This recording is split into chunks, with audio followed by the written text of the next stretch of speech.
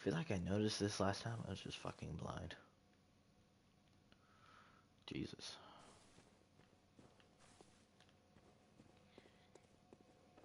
I wish you could upgrade here. I think that would be nice. That'd be cool. Then again, I wish you could fucking ah, change your opinion too in the dream or there or somewhere. I feel like there would be more appropriate. Even though in a dream Yeah. world would also work as well. Alright. So yeah, still before you go over there. Lawrence.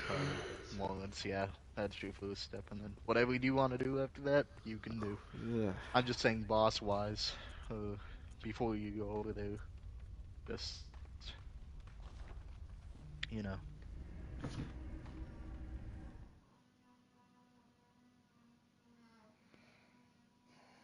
Not gonna boss you around, you do what you, but Mm-hmm. I just hope you played the game for the past week.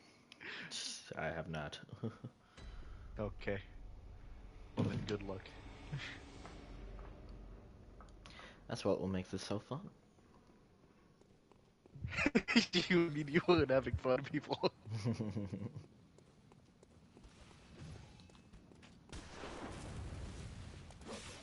Well, part of the fun is still like learning the game. So Don't worry, I'm sharing the rage with you.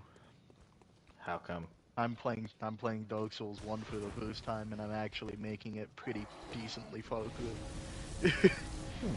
um, Nice. Man, I'm glad that I'm not streaming it though. 'Cause there is one stupid mechanic, and if I get it, then I just leave the game. I don't bother.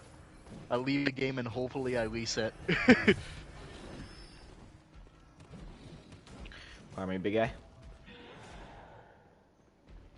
You can take That care of all worked. those guys, right? Yeah, but it doesn't matter. Either way, you won't go back down there. You just jinxed me up, you know that. No, no, no, because even if you kill him, then there's a lantern that spawns up here, so, you know.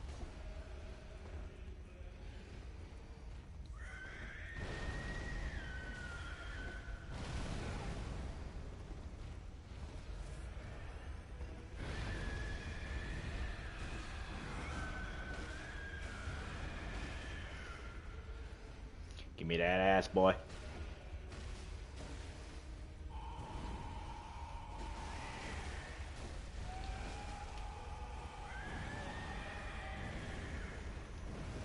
I wish this game had like a debuff. Like how Elden Ring does. Or when you hug Fia, you lose like part of your health or whatever. Yeah. Ow. Ah, what the fuck? Oh, damn.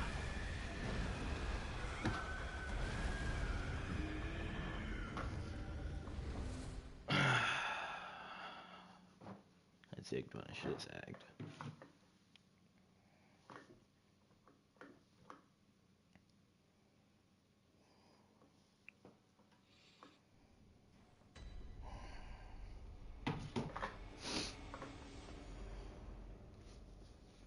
Is he really weak to fire? What, I forgot what I said. Uh, Is he really weak to fire? I know, I know. I know what I said before. Oh.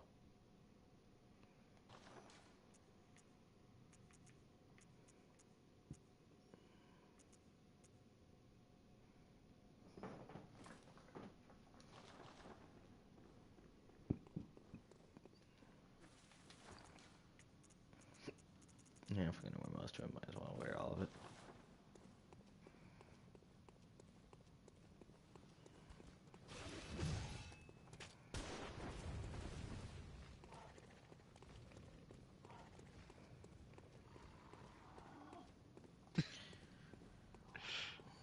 Hold on.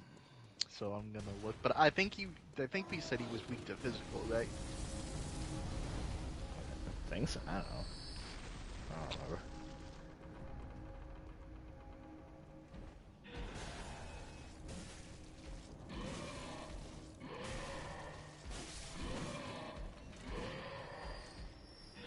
Yeah, physical attacks with some effectiveness. Um, with some effectiveness towards arcane and bolt too. So just highly resistant to fire. Hmm. So do not use fire. Use bolt or arcane or physical. Doesn't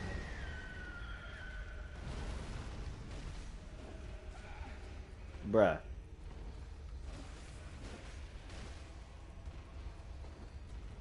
Stop fucking moving.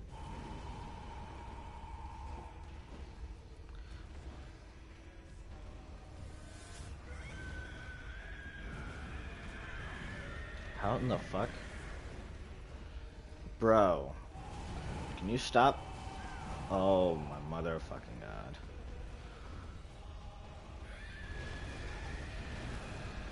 You fucking go away, then you come close.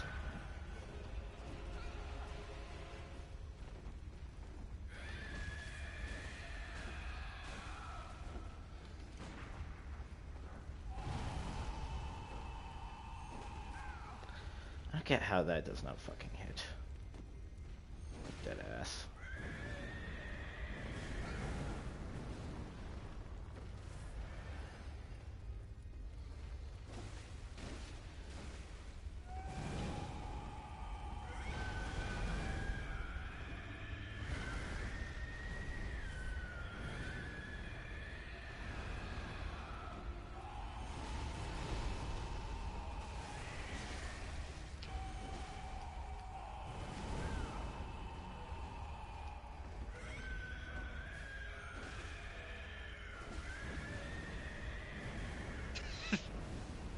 What?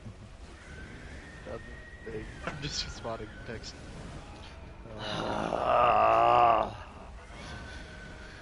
God. Yeah, this fucker's annoying. This fucker is like really annoying.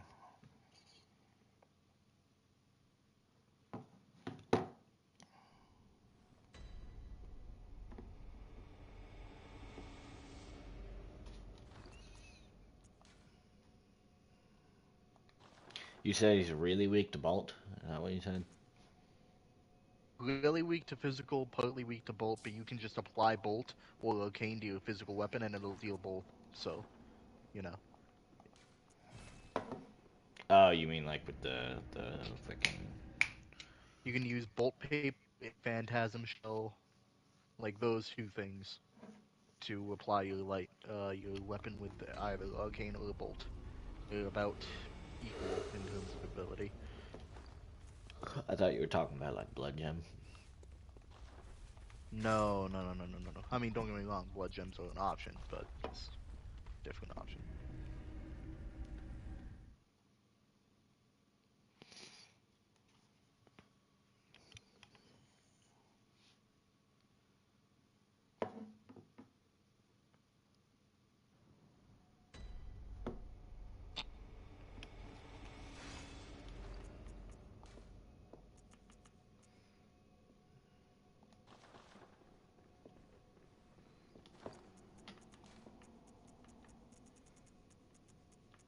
I have one. Lovely. At this one I shall conquer the world.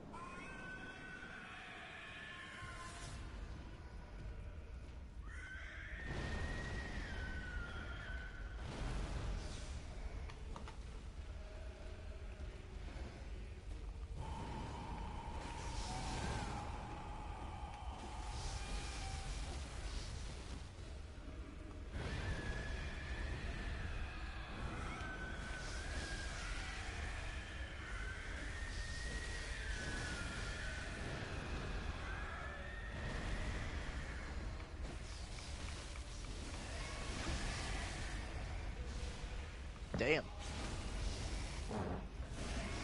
Okay. Oh, damn.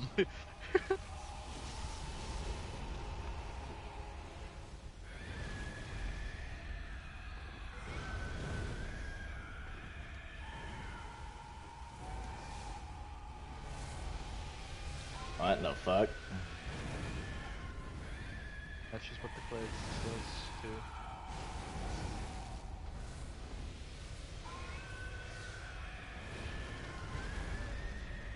Nice.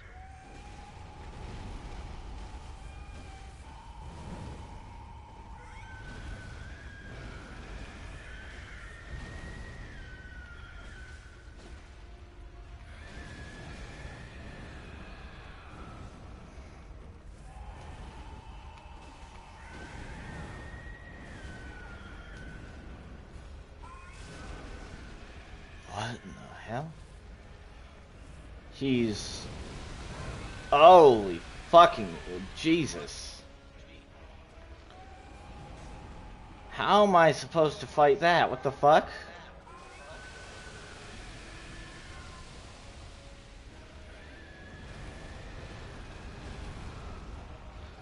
He's got fucking lava everywhere. Only behind him. Oh, that's some bull.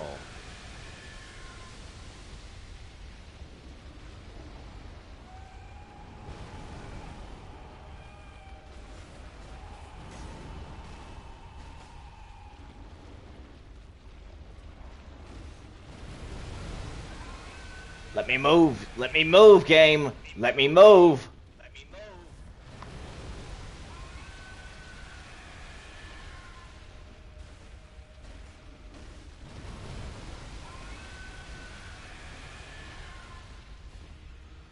I'm legit just fighting a fucking dying animal.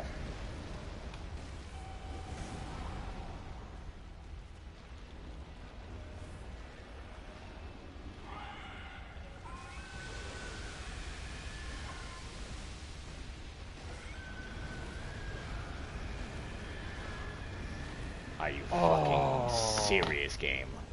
I got fucking stuck there. That's some fucking bullshit, game. That's some serious, but that's why I don't enjoy this. Because I get fucking stuck and I get hit by effects I fucking shouldn't. Oh my god. And then when I swing, he just wants to fucking not hit because he does the tiniest fucking backstep in the world. Oh my fucking lord.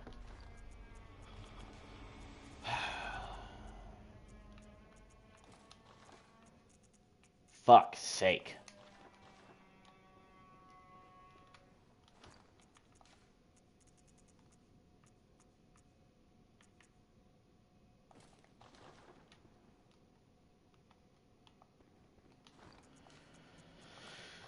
Holy motherfucking god.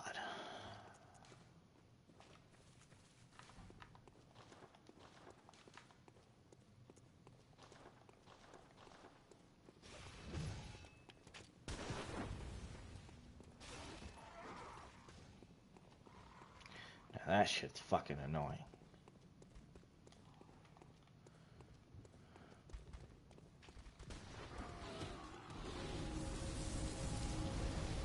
Said it once, I'll say it again. You can really tell the age of this fucking game at sometimes.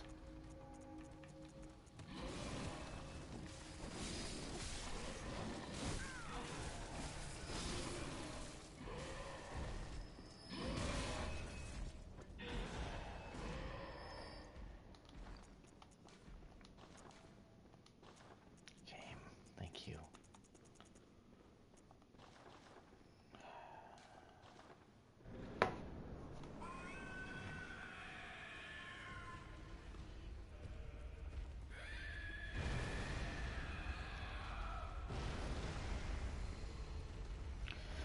I didn't even fucking click the button, game.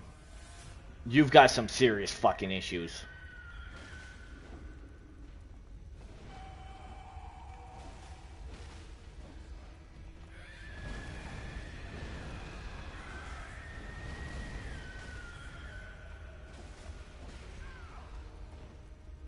So this boss has like, what, 3 fucking phases?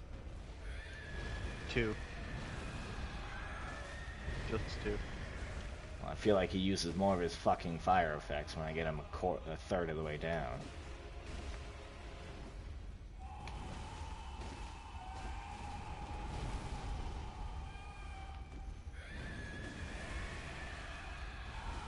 Right there.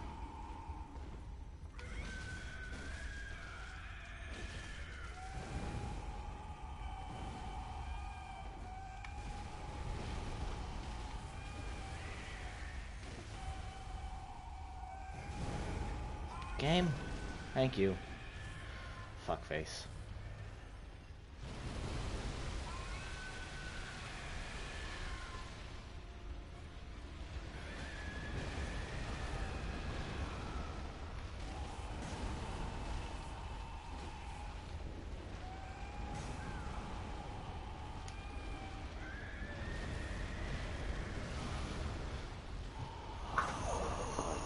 Lovely game, you're fucking lovely, fucking lovely.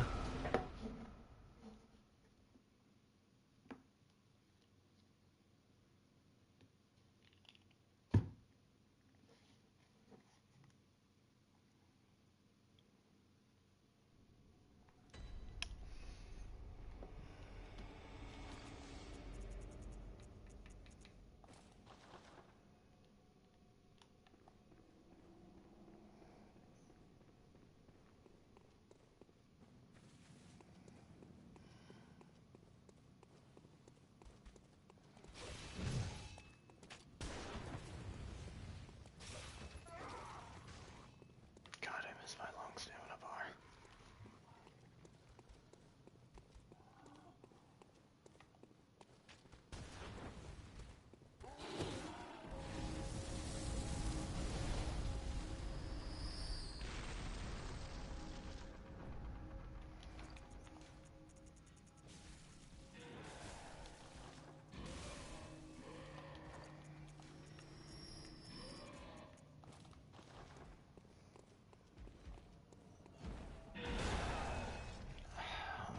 God, game, I really, I really fucking try with you. I really fucking try.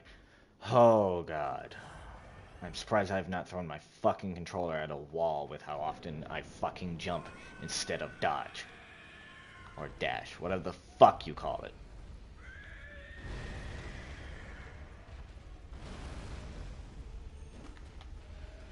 You know what?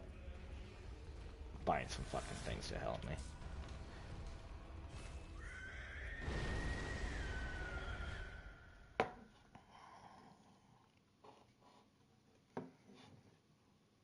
That's fair. You got it.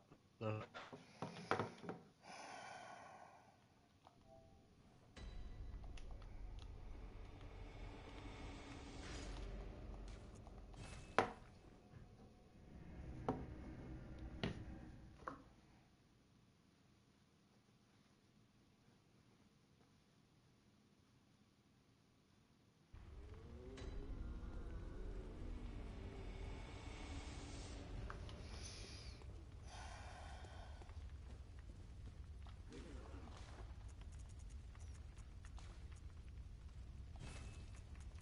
only can afford 5. Lovely. Can't even buy the fucking beast pellets. That's great.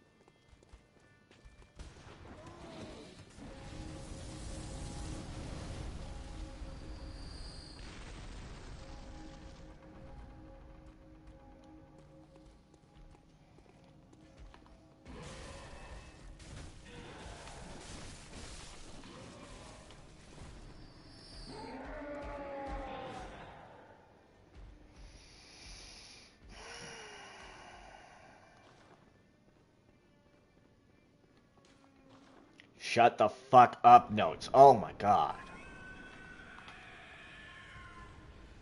People are assholes in this game. You don't need to put that shit right there.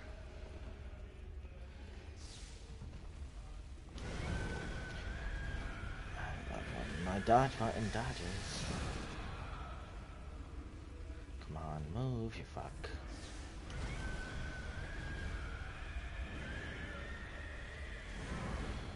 Okay. Fucking love this game.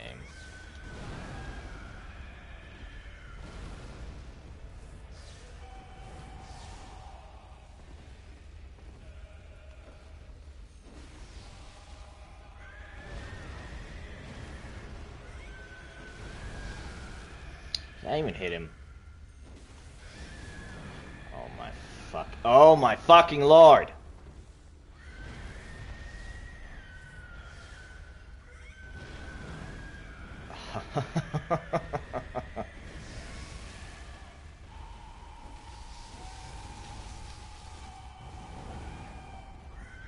Yeah, just fuck you, dude. Just fuck you. Where the fuck you were in the past. I'm gonna put you the fuck down now.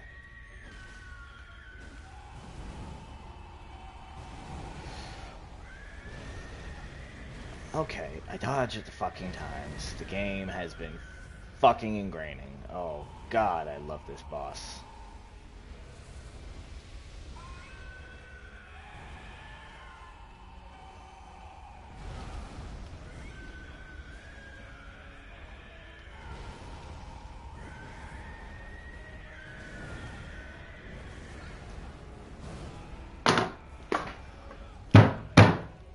Oh my fucking god!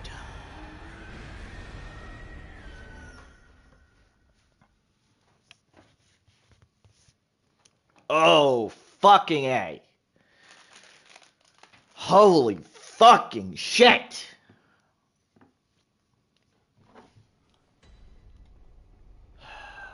Some fucking bullshit game.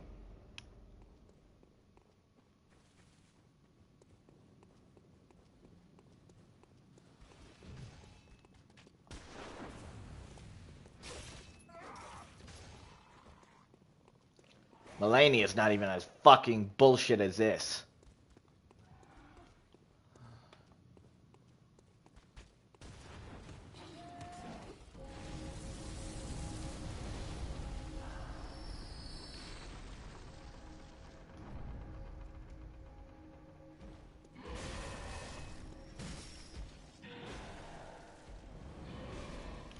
Oh my god.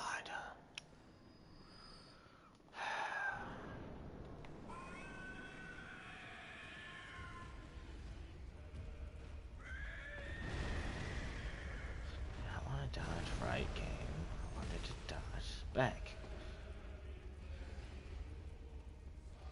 Just need you a little bit closer.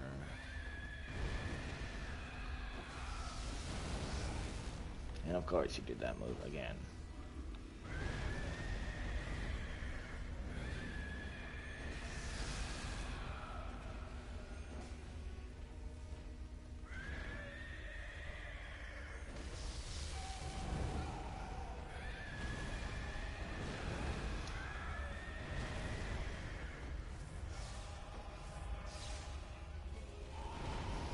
How many times do you usually need to visceral attack a boss before they stagger? Depends on the boss, but honestly, Roland seems to, if you hit the limbs, which you've been doing, it seems to be pretty fast. Oh, I love how that misses, game. I love how that fucking misses.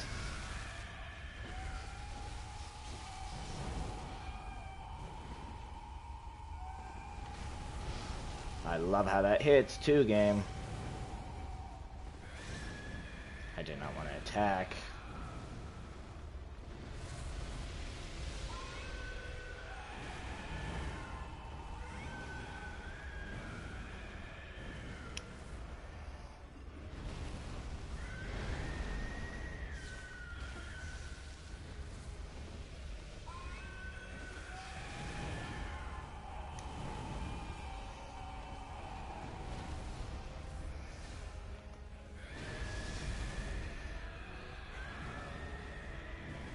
lovely game.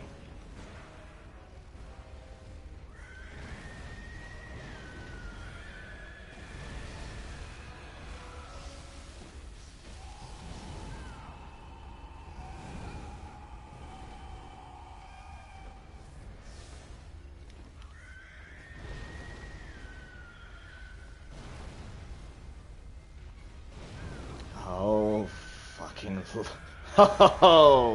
Oh, this game. Oh, you fucking of course. Because why the fuck wouldn't you, right? Why the fuck? Why the absolute fuck wouldn't it? Why wouldn't it fucking hit me? Oh my fucking god.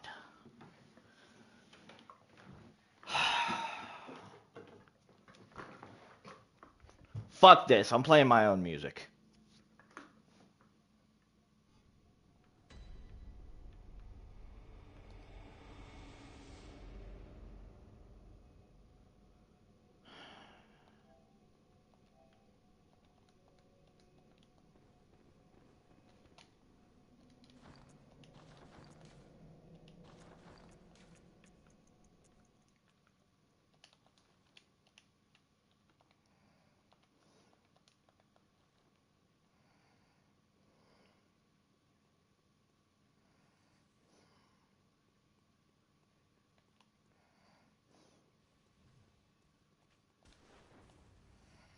Fuck you.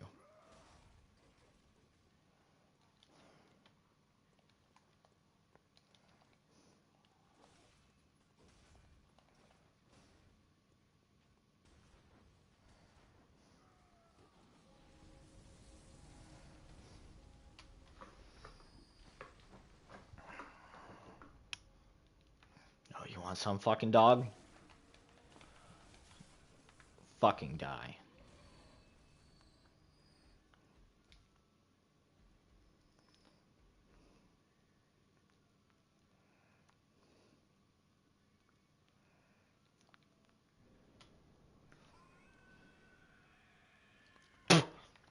Guarantee you I don't even get anything for killing this. Fuck! Like 90% of bosses that are just plain old bullshittery.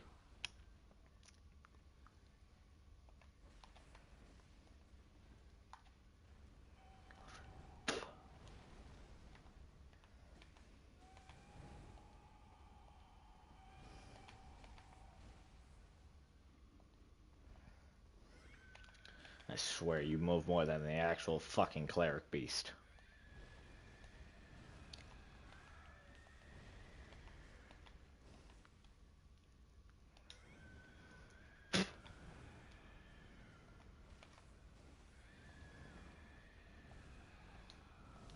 Oh, fuck you, game. Just fuck you.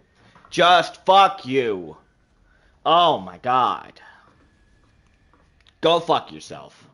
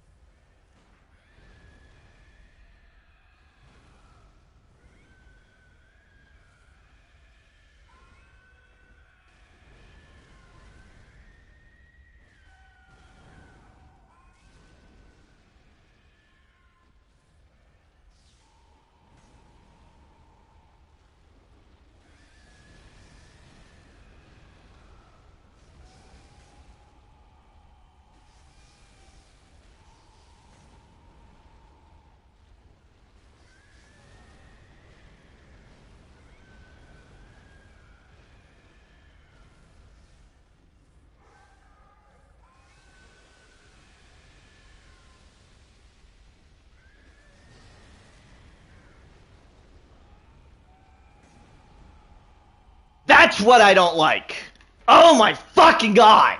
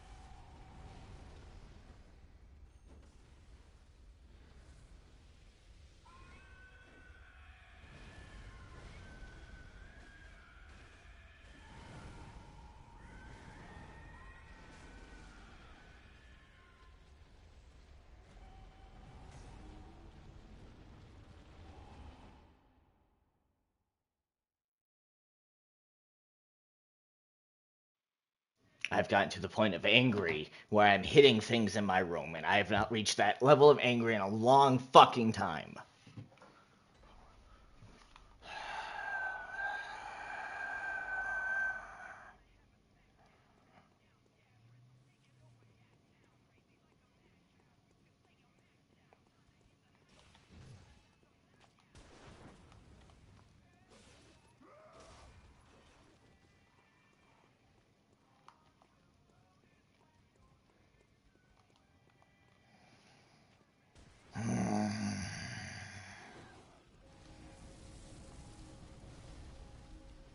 God fucking damn.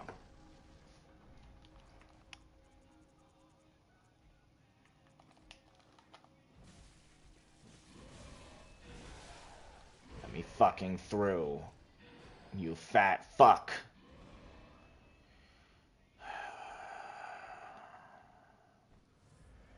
Because the fucking stupid messages are here. I gotta move.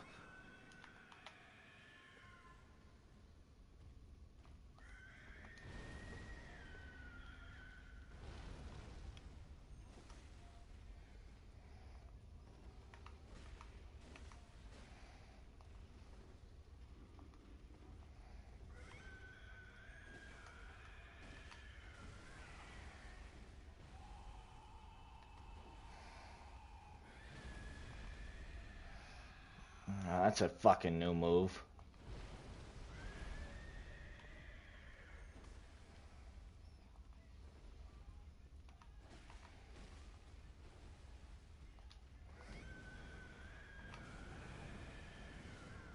Okay, fucking bitch.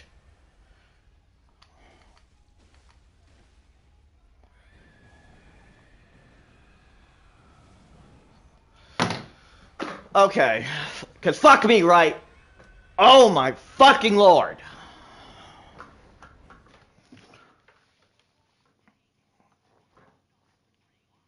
First fucking time in also a long time, I'm turning off fucking JT and throwing on Doom. Oh my fucking god. This is some fucking bullshit.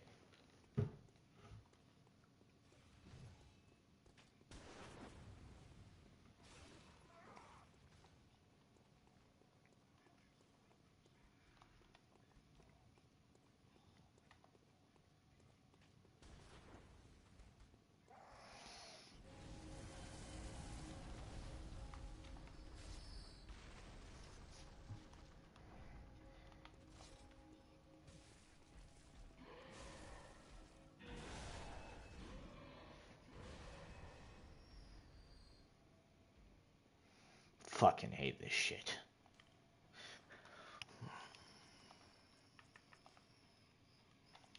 After.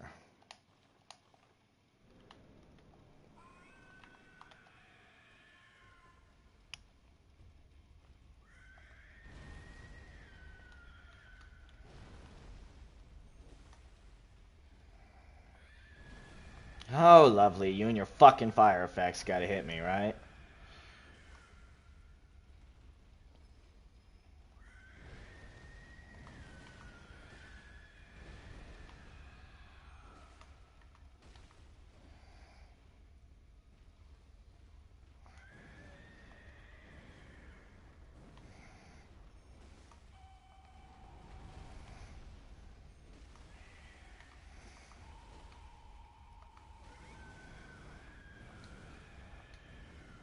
Yep, because it's gotta do half my health, right?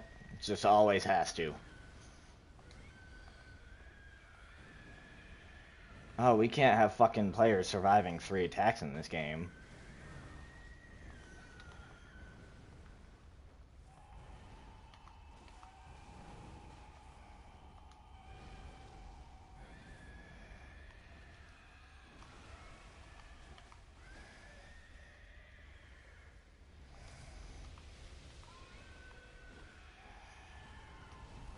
Because I can see what's fucking going on right now. Fucking lovely. You know what? You get the fuck over here.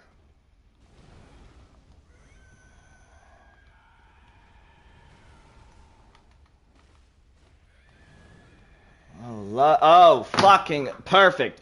Just fucking perfect.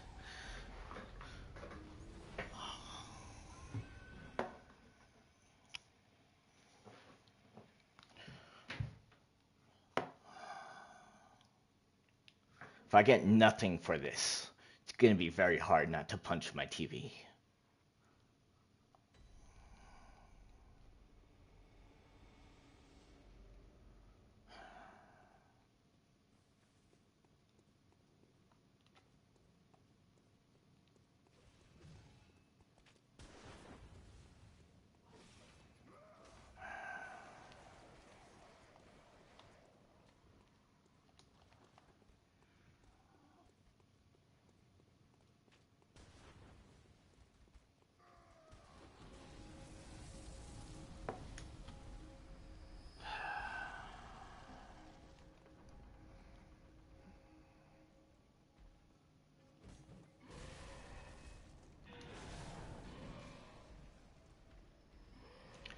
I'd rather take damage from the fucking fire than anything.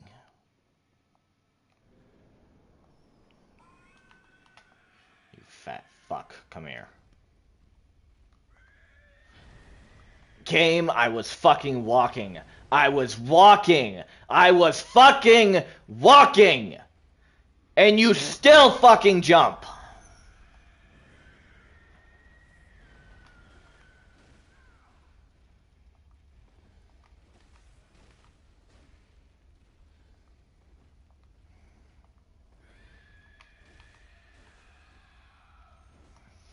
Oh, yeah, because you're the fucking biggest fucking pussycat in the world. You can't just not back up. Ever. At least your fucking counterpart wasn't this fucking itsy.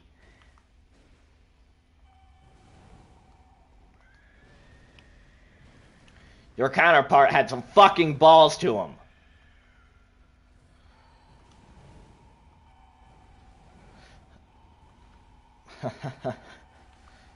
Oh, how that hits, I will love to be explained to.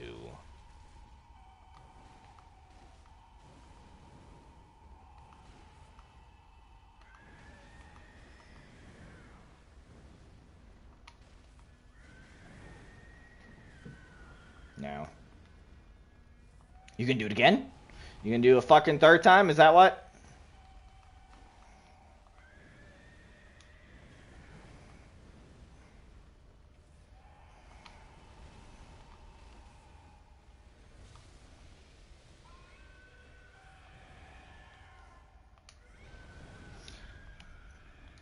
I would love how that fucking hit, game.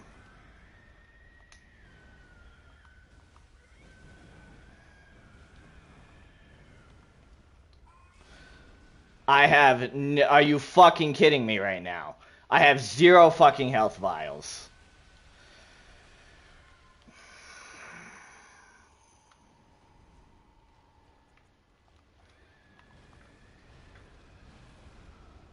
Now that's some stupid shit. My fucking god. Oh, fucking lord.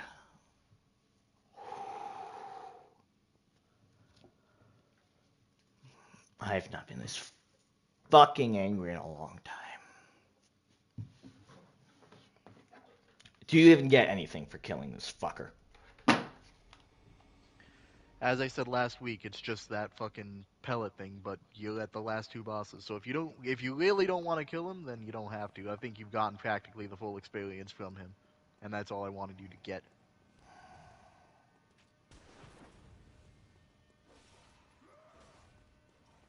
But now I don't think it's about what you're gonna get from killing him, but rather the satisfaction. There I'm would be pretty no sure you just want this satisfaction. motherfucking dead.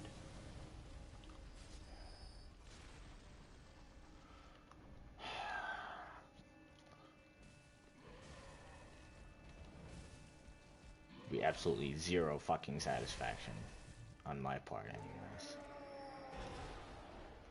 Okay, you know, you love to jump, and then the one time I want you to jump, you don't jump. Fucking perfect. Just fucking perfect. This is my last fucking attempt. Oh, I have 0 fucking period.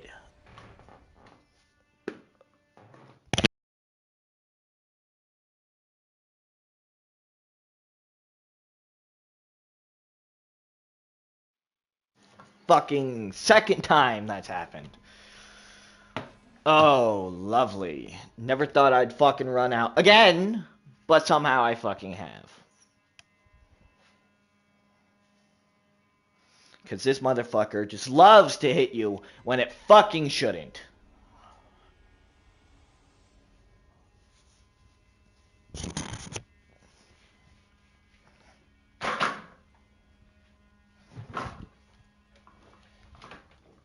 Fucking God.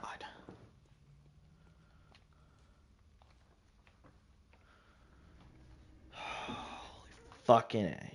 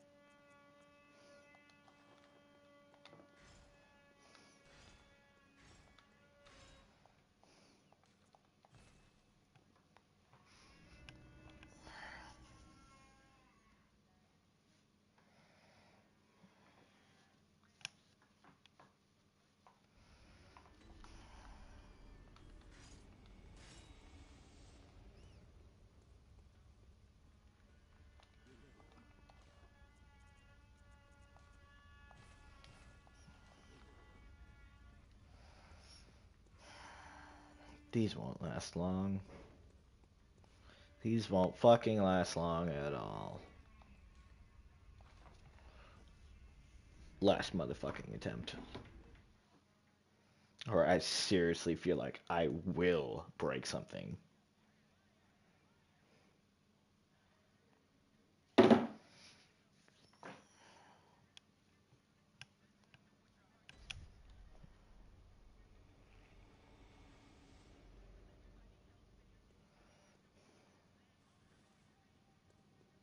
And then I will beat him on my own fucking time.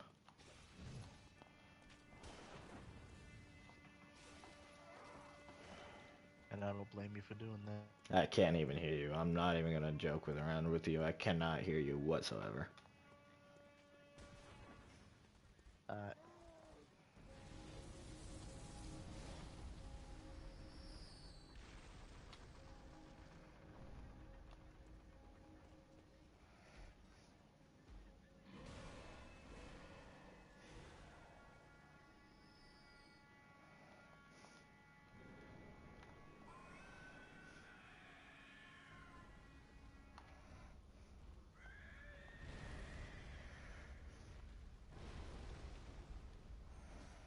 Oh, of course, you scoot your fucking ass back.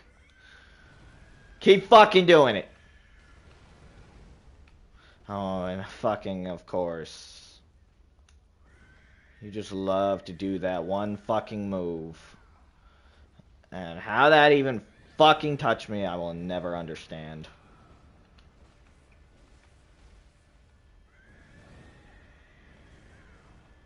Oh, it's another fucking move you love to fucking do. The 3 fucking bitch slap. That's delayed. So that way you can fuck over everybody and their mother.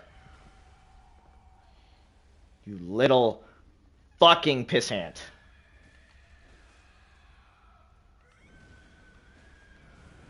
Oh, and of course you do just an immediate 180 in between your swings. Because I love that. I love that. You ever gonna do a different fucking move? Ever.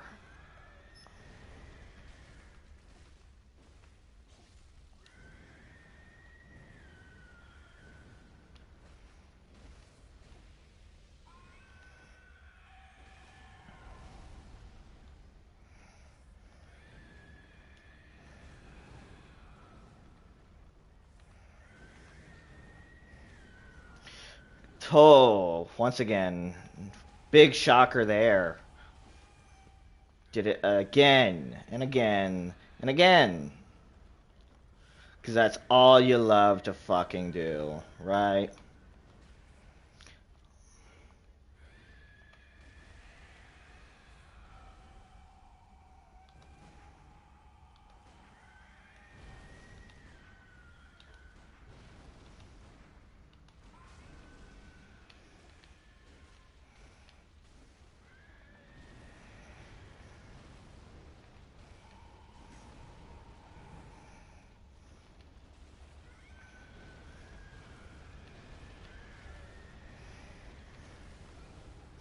I don't want to sit in the fucking lava game.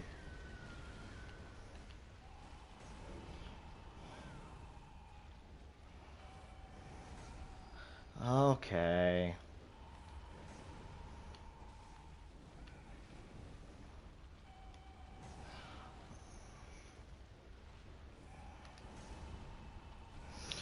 Get me out of the fucking lava game. Get out of the fucking corner. Because, God, that's not fucking annoying.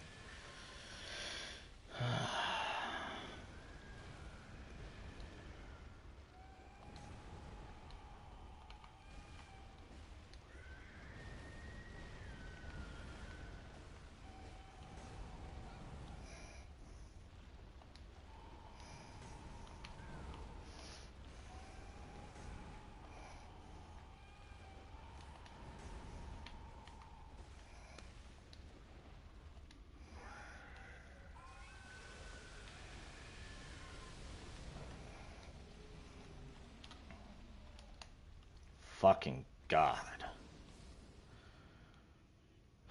Most annoying motherfucker in the goddamn fucking atmosphere.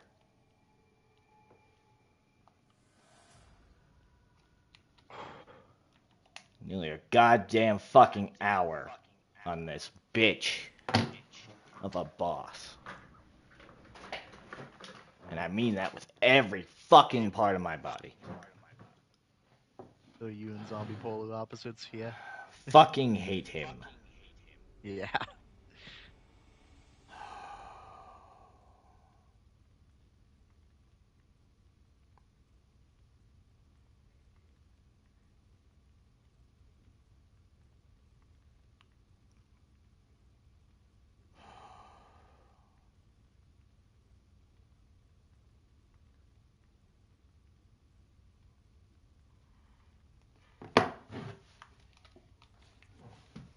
With more than a fucking passion.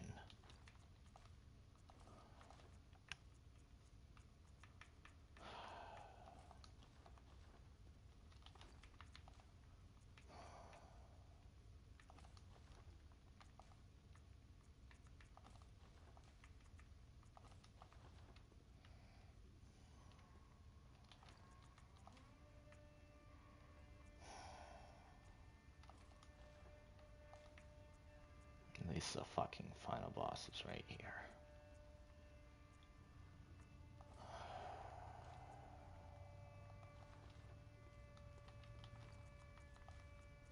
I can say goodbye to this fucking shit.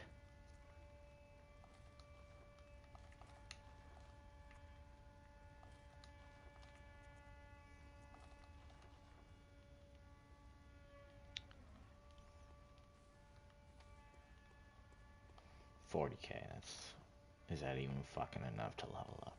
Probably not. No. You need like 60k, I think. Yeah. Use this in one run to buy fucking healing pots, and hopefully that's all I fucking need. And I also just need 5 minutes so that way I can go into this next fucking whatever it is with a clear head. Yeah. Just uh yeah, that can wait till you come back, I guess.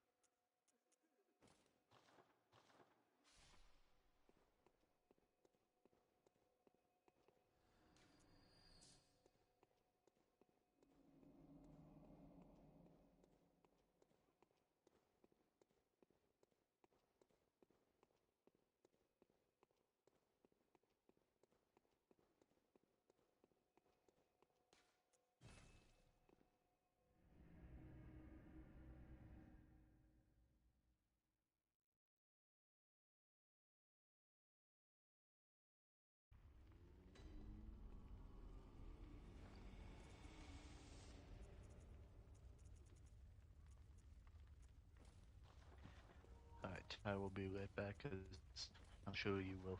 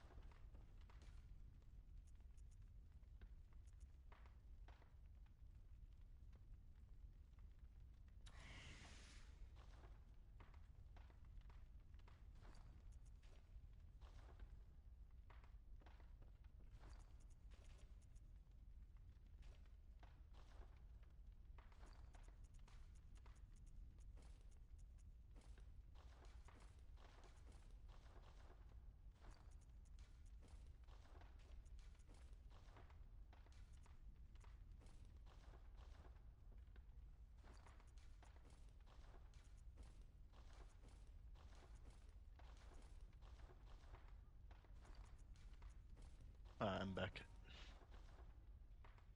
I'm still here. Alright.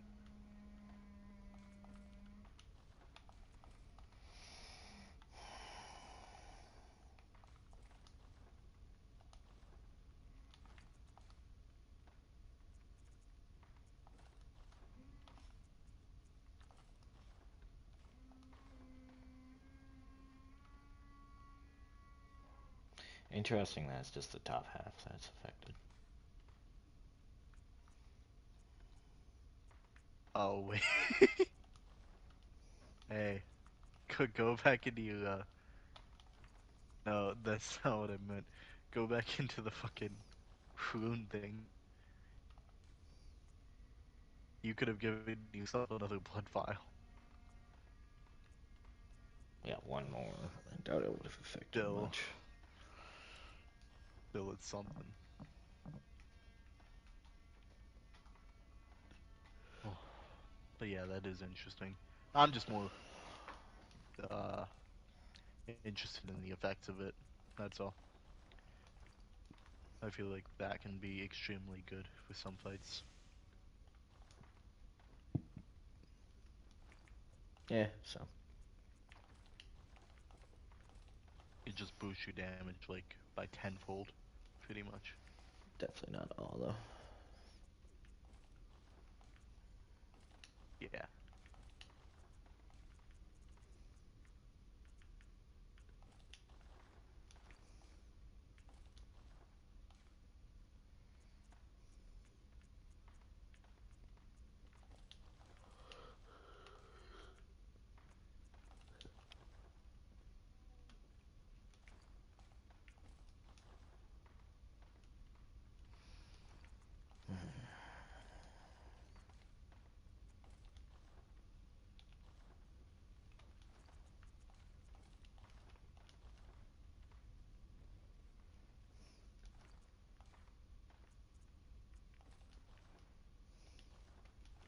That's right, that's what I wanted to look at.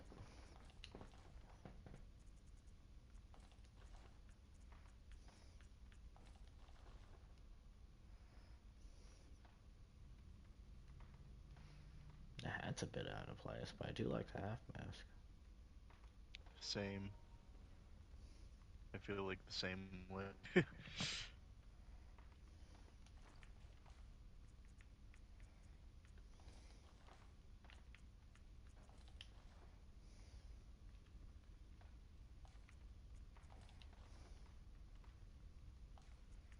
Mm-hmm.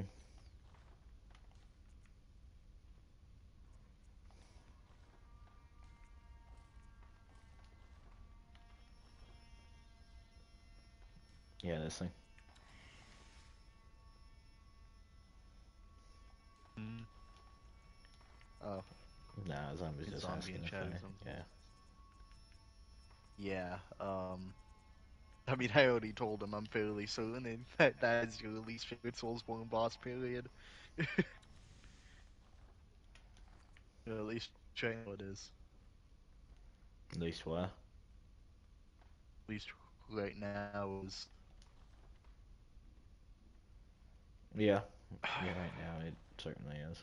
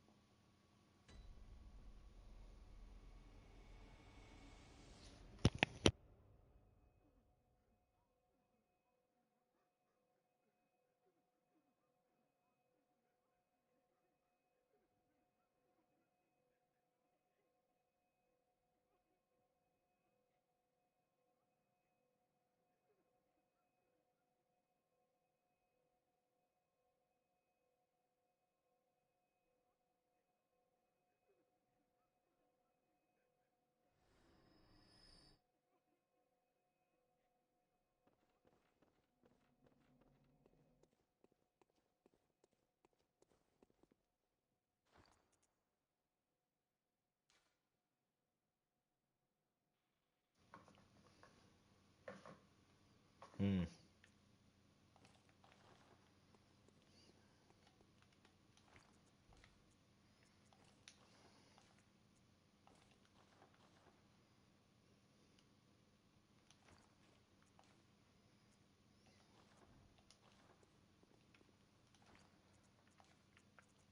Yeah, I'm still mainly kind of just like seething in my anger, so when I put it on, I was kind of just like, oh. Yeah, I know. Honestly, take your time. I don't blame you. Like I said, I honestly think you're gonna be fine with these last two bosses, so I wouldn't make it. You know what I mean? I don't think there's cause for concern. Um, and honestly, neither one of them are bullshit. Like one of them's. I'm not even gonna say anything, but neither one of them is bullshit. Honestly, I don't know, One of I wasn't paying attention to the conversation for like 0.5 seconds, and I paid attention when you said it wasn't bullshit, and I was like, but you're lucky you kept saying okay. something, because I was about to be like, that fucking fire was bullshit. No, no, no, no, no, no, no, no, no. The final bosses, both of them are not bullshit at all. One of them needs a buff, in my opinion, even though there's a lore reason to why it's so weak. But like, yeah, but still, with the entrance it makes, it's like I know you said one of them was afraid of me. scared I of you. just don't That's understand. the one that's extremely weak, I know. I just small. I don't understand like how it could be weak. He feels the same way I felt after I beat Marty. Yeah, fair, fair, fair, very fair. Yeah. Yeah, fair. um, just the one thing I wanted to make sure you consumed all the umbilical cords while you did while you. I know you consumed three, but just see if you have one more. Yeah, just do that. Just why not? You know.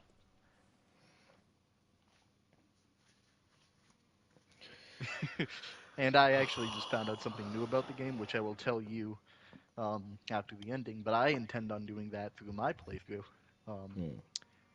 because my playthrough is going to consist probably of all three. Because I also chalice dungeons, all four of them, which is something that I've never done. I've only done the first one, Hmm. the one required for the platinum. So, but I will tell you more about that after.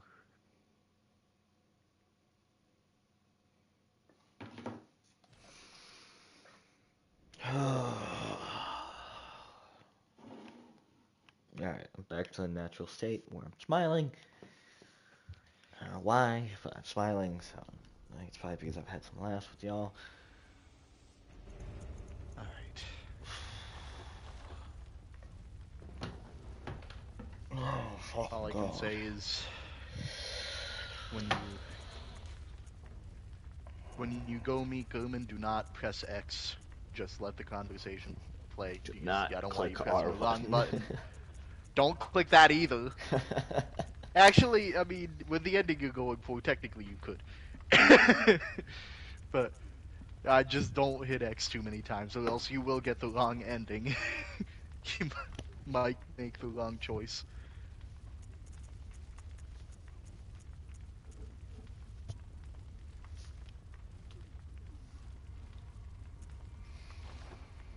She's dead, so I can't get health from her.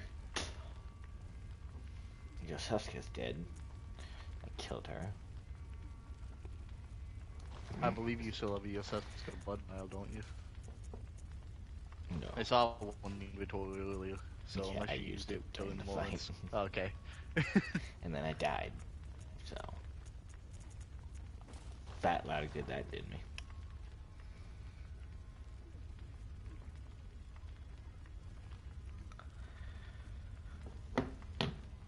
Holy fuck.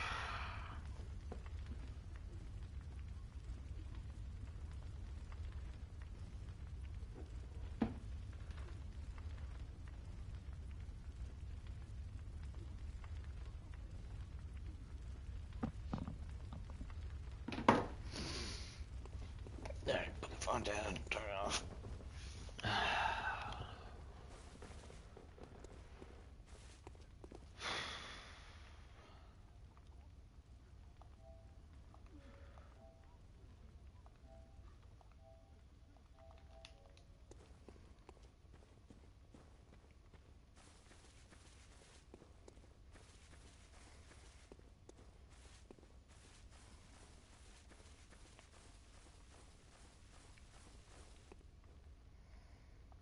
Good hunter, you've done well.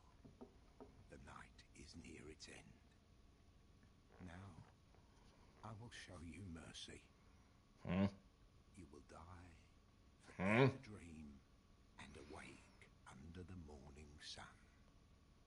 You will be freed from this terrible hunter's dream. Refuse. I knew I didn't fucking like you. No. This is actually tragic as shit once you he does not want to hurt you. Dear, oh dear. It's not stopping him. What was it? The hunger, the blood, or the horrible dream?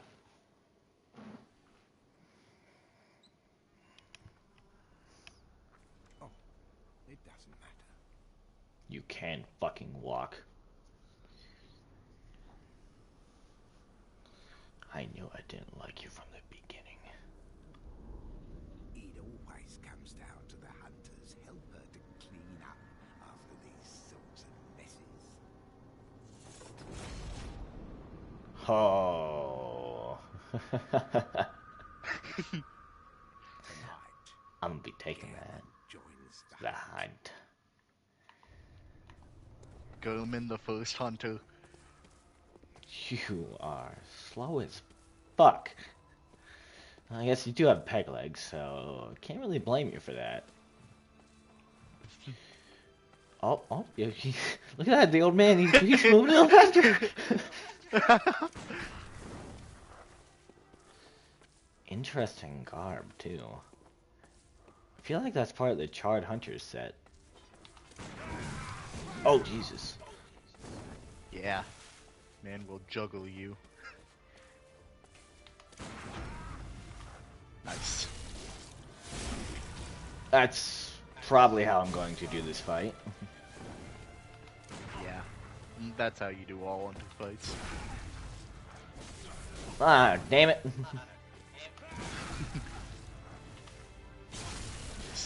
Oh, yeah.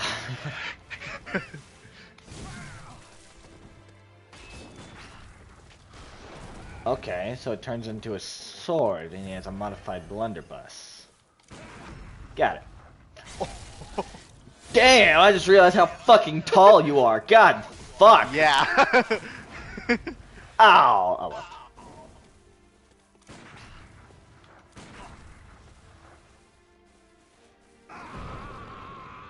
What? You're about to move a whole lot faster, aren't you?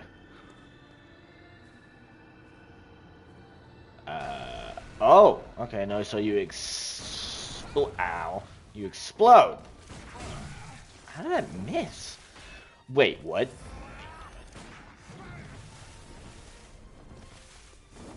What did you even do? You shot a wind shit at you. You fucking... I can't... What boss does that in Elden Ring? I can't fucking remember.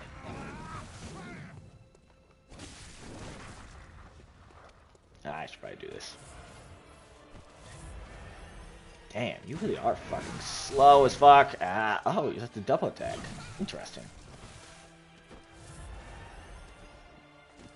He's slow walking, but he's fast at like dodging and attacking. And attacking, yeah. Yeah. So I like that. I do too. Shows how long he's suffered here and how little he actually gives a fuck. But how much desperate he is to fucking spare you from his same fate. Interesting. He Stop trying to explain his lore to me yet. I know. Yeah! Fuck yeah!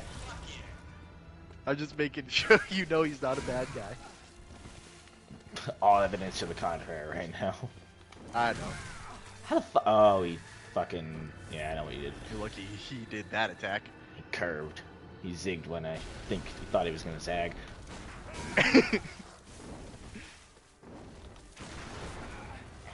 Ow! You not shoot me, this is Britain, not fucking America. Oh, you fucking... That was the wrong call. Uh-oh. Ah, so that's what you did. Interesting. Trying to pull you back. Oh, Sir? oh. No! No, sir!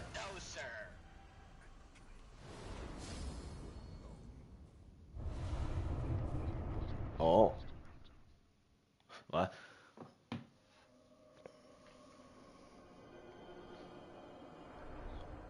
What the fuck? My Were you there favorite the whole entrance. time? Huh?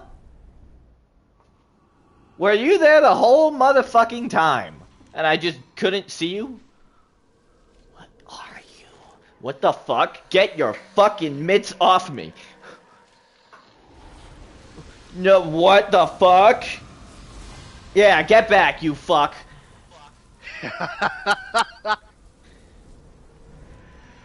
You look like that one enemy type from that one movie where he relives every day. What the fuck? What are you? And the award for coolest boss look goes to, in my opinion.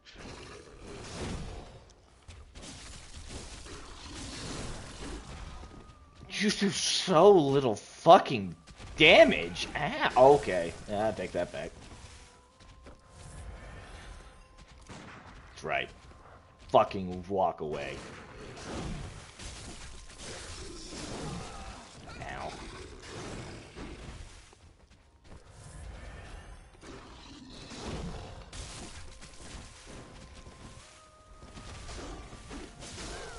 Ow.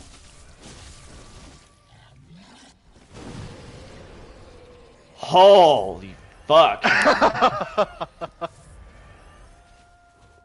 Well, I'm damned. You got one trick up your sleeve.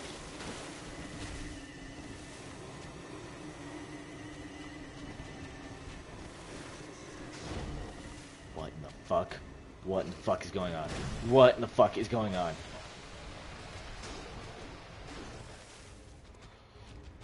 This is really your theme song. What in the again? Stop, dude. You're just standing there, menacingly. Ow. Ow.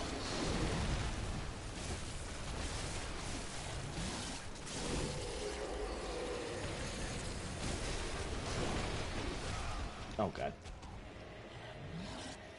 Fuck. Wait. What?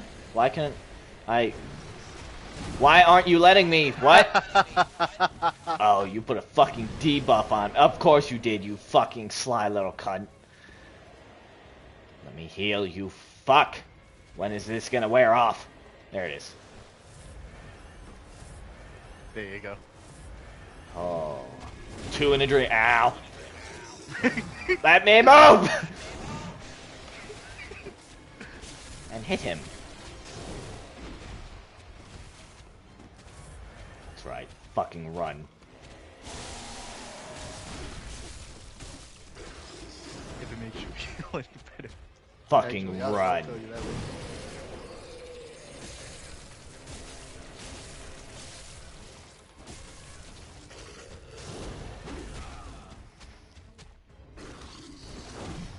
What the fuck are you? Too late.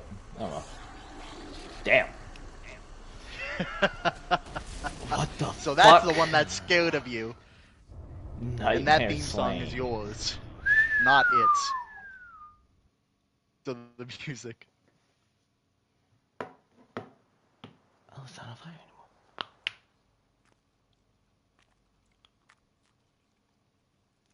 Fucking kill it. Are you cold?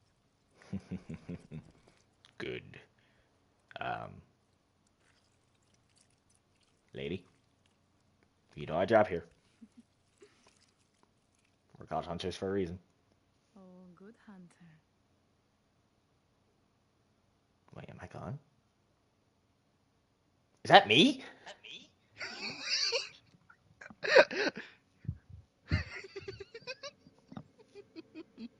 Wait, what?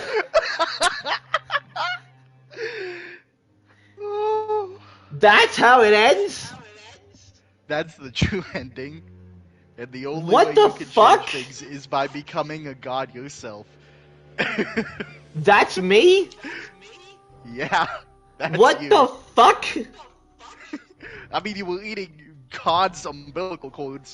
I know, but I don't. What? I didn't expect to like die and be reborn or whatever. What the fuck?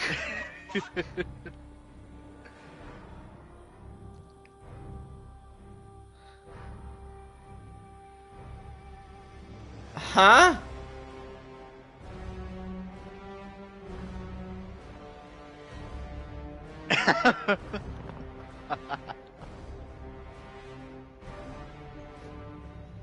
Well, guess you got some lore to catch up on now.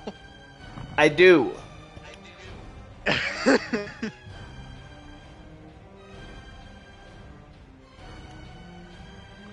Was that fucking thing there the whole time?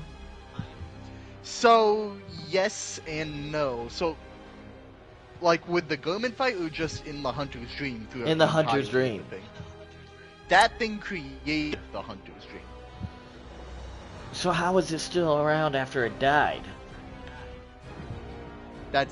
It's not. You killed it, and you became a great one similar to it.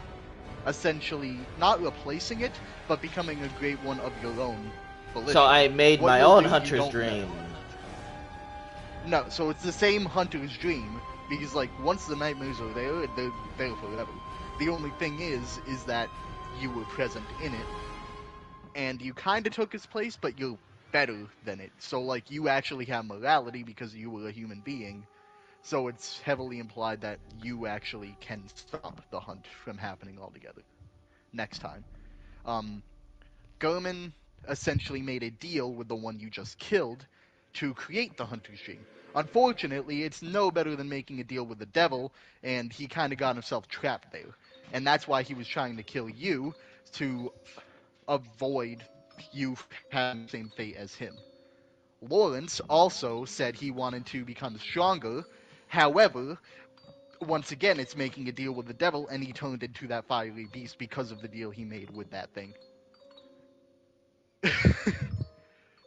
That thing is essentially the most evil fucking thing in the entire And it was scared of world me. of Bloodborne. It's scared of you because you were the first person to resist it. When it Oh. hugged you, and if you didn't eat the umbilical cords, then it would have consumed you just like it consumed Gorman, and you would have been stuck in the Hunter's Dream. That is if you fight Gorman and don't eat the umbilical cords, you get that ending. And then you have to help other hunters through their way. If that makes sense. So you're stuck in the wheelchair. You really can't do anything. I guess you could try to influence other hunters to fix the problem, but there's no guarantee that you will, because you're not really able to leave, so you don't have any control. Wait, so was he in the wheelchair because he like needed to be, or was he just in it because the fucking god severely like gimped him? So I honestly think it is probably a mixture of his old age and just not really caring to walk, since what is he gonna walk to? 20 feet? Like he genuinely cannot leave the dream. Fair enough. So every time he's not present in the dream, when you're there, he's most likely by the tree. But that's all that's explained. Um, the other ending, I don't even know if I should be telling you about endings, but the other one is you sacrifice yourself to Gurman, he kills you. Kinda, sorta. You just lose your hunter abilities and you wake up, the hunt ends. But then that doesn't stop the hunt from happening again next year. The only difference is now you don't have any of the abilities that hunters do. Meaning And you're gonna fucking die next year. what do hunters? Because so far, like, what abilities do hunters have? So, like, they have, like, the abilities of the Pale Blood, which essentially allows them to die and wake up again. The Oh, only okay. thing So that's is not that the die and the wake up again. NPC, That's like the that's actually NPC, in the lore. yes, And the NPC hunters are hunters that also took that oath with Gurman, who were killed by Gurman, and just became regular hunters the next time, but without the pale blood, which means they just fucking die as soon as you kill them. They don't come back. So, like the machine gun guy in the tower, after you kill him, he's gone because he already made that deal with Gurman. If that makes sense. Okay, so how do the ones right outside come back then? If you kill them and they stay, Wait, what? You lagged, so. the ones right outside of like right in the beginning area of the DLC, how do those guys stay then? Are they still technically Because then they are hunters just. that can wake up again? I mean, yes, they are, but they're in like kind of a projection of someone else's mind. Most likely Lady Maria's, possibly Gurman's. That's not fully explained, but it's one of those two. So the entirety of the DLC is within the projection of Maria's or Gurman's mind. I'd like to And think it's Maria's. yeah, it's one of the two. I should also say the thing that I learned. If you actually take the Gurman ending, like the one where you side with him, and he kills you, apparently a new gravestone spawns in, and the doll can pray to you, like the old hunter. Hmm? And now just like another hunt begins. Oh, don't you worry. Whatever happens, you may think you Who can are be you? a bad You have to be someone important. I think Zombie said the same thing, but this is literally just the opening cutscene. I know. But he's got to have some importance. Oh, I can't make another character. Damn it. Well, now you're on New Game Plus, so I I mean, know. yeah. Oh, I'm wearing Hednick stuff. That's cool. I like that. That's a cool little detail. Hi, doggo. Yeah. You're gonna die soon. Enjoy that blood while you can. How the fuck does that thing even appear, anyways? Back, foul beast. I have a place to go, and friends with me. That's right. Burn, you foul creature. Thanks, guys. Now let's start this journey again. Are you actually? I mean, that's up to you. But Hey, fellas. Gary, what's up?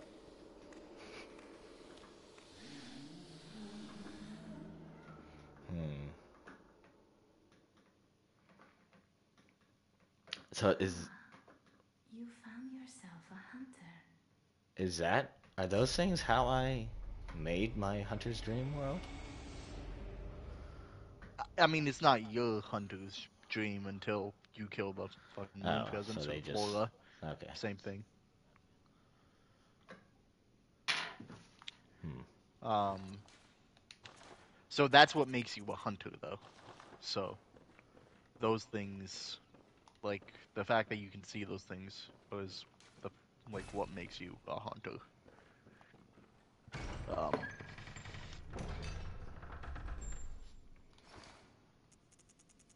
And yeah, so I mean, I would assume if the true ending takes essentially only um good ending moves to another hunt canonically, because nothing, literally nothing changes. Damn it. You just need to go back to the dream and you'll get back to. I believe his weapon is 60k. Don't know how much his only set is, but you might actually already have it, so I don't fucking know.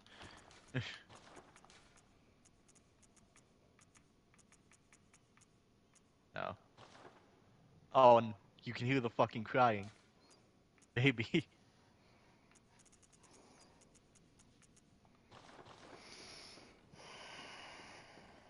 You know where the first lamp is, though.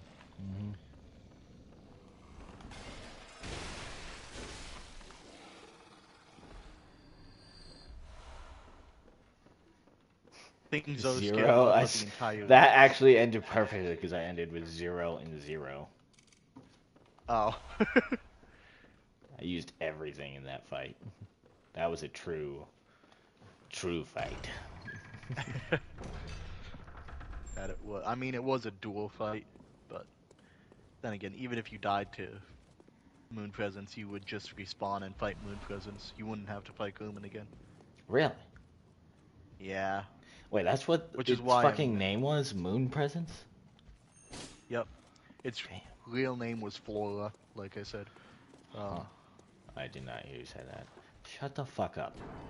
Yeah. No, it's fine. Although it's not said, like, as the boss title, that is its real name. Confirmed. And you actually got out saying Flora some, like, maybe in the lecture hall? And what? Sorry, say that again? You read a note that said Flora on it, maybe in the lecture hall? I'm not sure as to where, but, yeah. And that thing is canonically the strongest thing in this world that we've seen, besides Koss, not the orphan, but the thing that it came out of. And, you, obviously. Shut up! And that's why I think that the Hunter is the strongest, because it is the only one that actually becomes a god. While, don't get me wrong, Elden Ring's protagonist becomes a vessel for a god. They So don't right become now, I'm a god. themselves.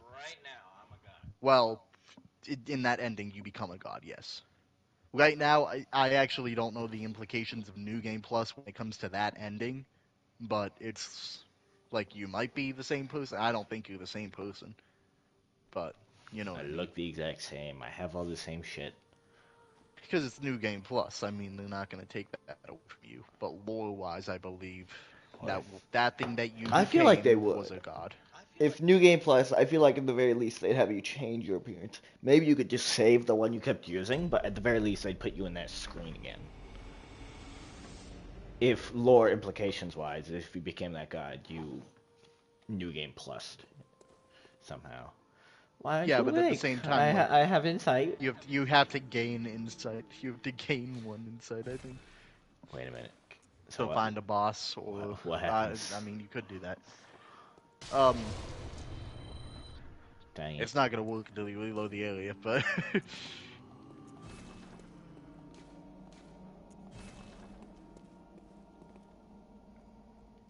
see what I mean, though? That's why I don't think there is a canonical New Game Plus for the true ending, because he's still alive. Moon Presence can still be there if you get the true ending, so it's just like, it's only a one and done thing at that point.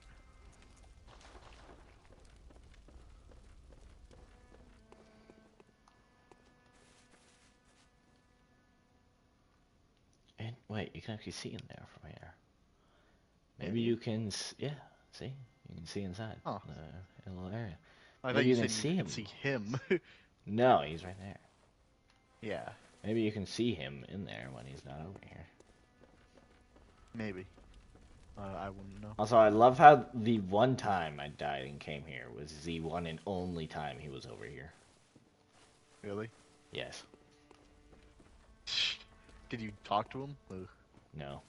Oh, you mean the time you killed him? Yes. Yeah, no. If you go on that, he cries and talks a little bit more about the Moon Presence, keeping him there and If shit. you what? If and that's why, Say that again? if you go over there, he cries, pretty much begging for someone to fucking save him and free him of the Hunter's Dream, which is why most people don't take his deal and just kill him instead to put him out of his misery. Oh. Because he's genuinely, like, depressed, but he can't do anything about it. If he kills himself, he'll just wake up again in the Hunter's Dream. So someone else needs to do it for him. Because the Moon Presence needs a vessel. I wonder why he didn't ask us to kill him then. Because it's more complicated. You just meet some random stranger. Hey, kill me. Like that Doesn't sound so hard to me. Maybe maybe explain it a little bit more. Hey, I've been here a millennia. Can you please kill me?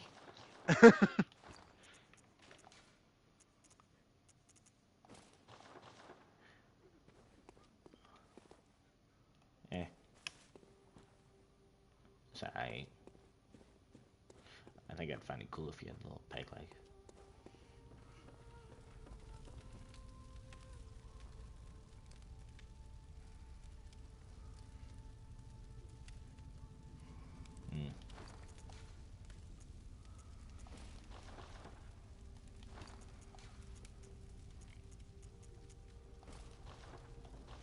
That actually matched the tuxedo.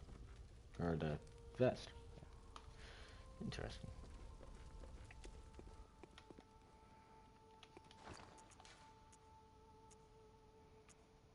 And like hell, even in like the other, like the Souls games, I mean, like, I don't know the context of what the fucking Demon Souls protagonist does, but like in Dark Souls 1 and 2, you're just once again vessels, and in Dark Souls 3, I guess you can be kind of like close, kinda, not really, to like the Hunter and Tarnished, but even then the Tarnished and Hunter are like millennia ahead in strength. It's just, at least lore-wise. And that's completely dependent on your ending in that game too, so I mean, and there's nothing pointing towards a true ending in that game. All that people know is it's not the basic ending.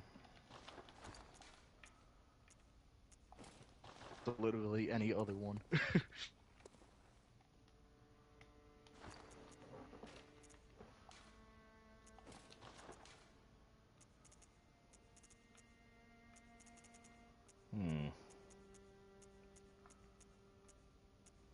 And when I said the hunters never really killed a god, I mean I guess they did kill one god, but it took like 20 of them, and that was cost before the orphan came out of it.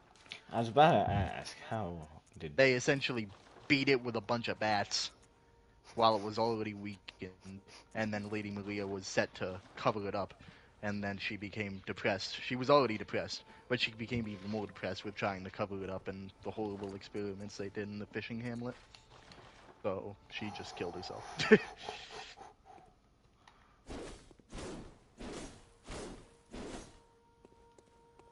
Oh. Ho ho ho. I need to experiment with the burial blade more. Oh, I like this. Oh yeah. Fuck yeah. So, if you ever start a new game and you make it past Bloodstar Beast, just look up Chalice Dungeon codes, because you can actually get that puppy early in some Chalice Dungeons. I just didn't want to reveal that to you. And it might be a stronger version too, because in the Chalice Dungeons there's like lost and uncanny versions of every weapon that are that are just statistically better. I like this. I really like this. What gun? Can you get his gun? I think he literally just used the blunderbuss. No, he didn't. He used a different... It was the same... Like, it shot the same, but it was different. I don't really know how to explain it. It definitely... It was almost like it was a sawed-off version of the blunderbuss. And without that little contraption, it was much sleeker. It had kind of the same design, but it was different. The wood and grain was the same, but it didn't have the buttstock. It didn't have the little fucking clamps on the top, nor the bottom. And it didn't have a long enough barrel. It was essentially a fucking sawed-off version of it. Oh. Hold on, actually, let me look that up.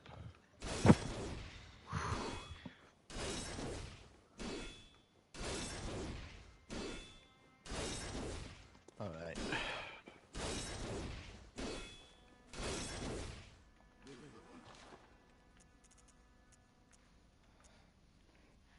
Gascoigne, Henrique, Maria. That's really all that you get from the fucking. God damn, that's kind of fuck. Okay, so he That's actually has 2 weapons, apparently. So he does, in fact, have a blunderbuss, but he has another weapon as well.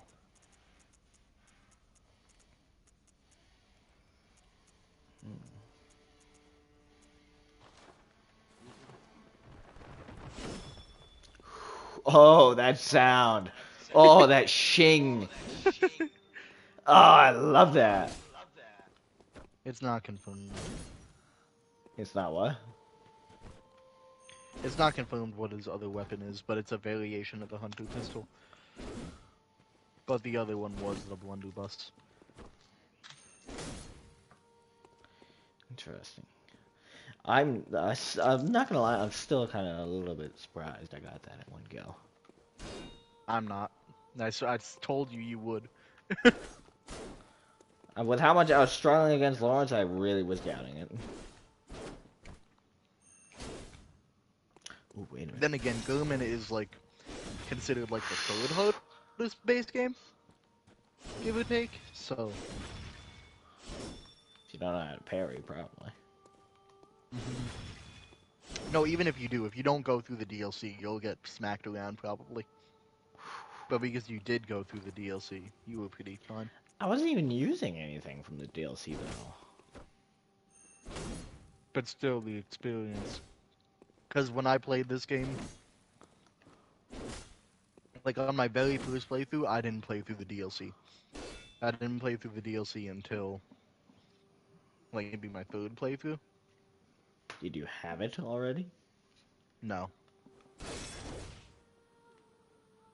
This was 2018 and I was still reluctant to buy things. It's a very interesting weapon. It's a very, very interesting weapon. But, And that I DLC love kicked it. my ass. And so didn't Gurman the first time I played this game.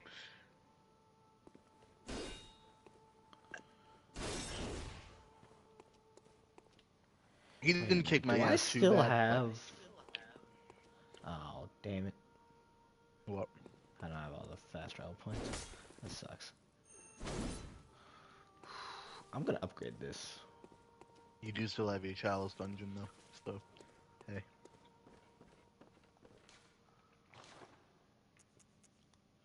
That's right, I have 2 of these. Let me get rid of these. Hey, fellas.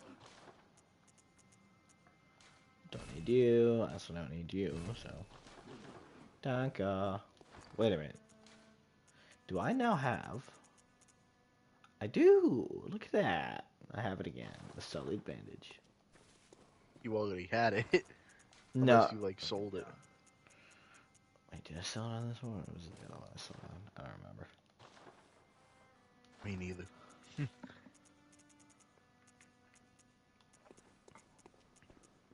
In fact, did I went right by it. Damn.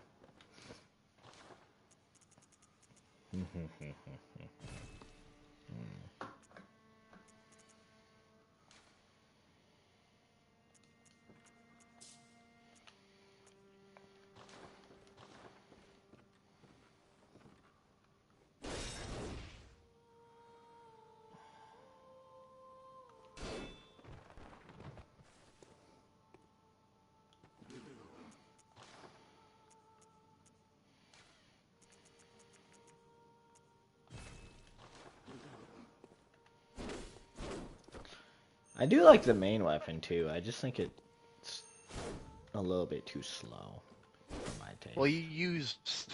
I believe you want to use that for like beast hunting, because that has serration.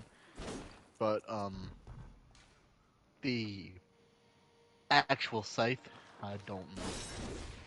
Like, if it has serration or not.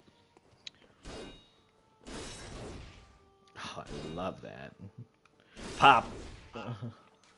I know that is like, beside what, Holy Moonlight Sword, the best weapon for crowd control in the game. So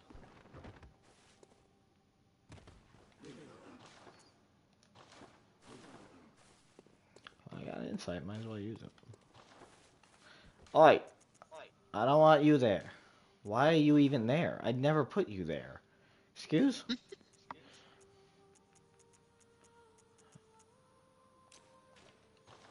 Yeah, that's right, fuck up. Wait a minute, I know what was there. No. No. I don't know what was there. Whatever.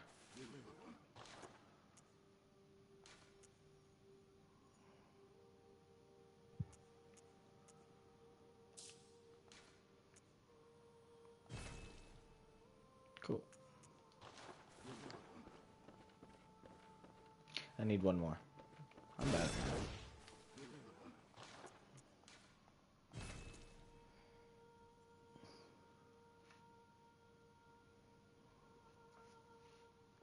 I need a lot more of you for that. Oh, that's a... Oh. Oh. bloodstone chunks of code, yeah.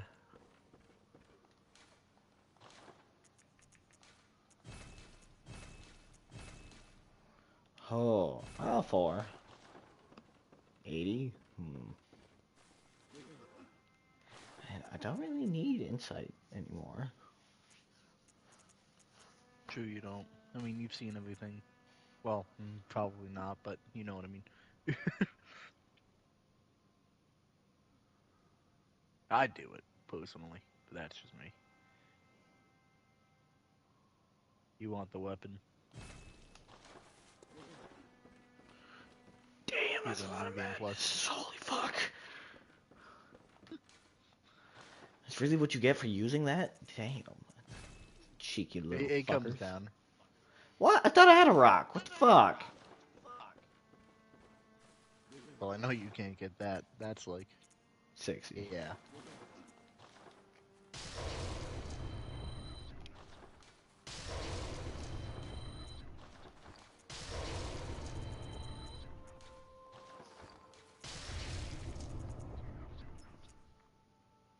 Now, what do these do?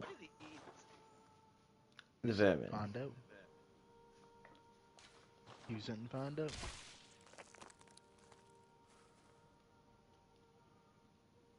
Nothing. You can like those are the things you can sacrifice to the fucking queen. But To the queen. Oh, really? I believe.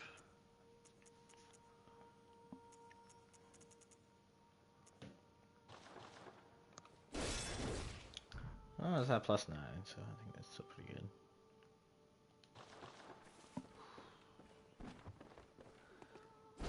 Well, I successfully beat the game exploring everything.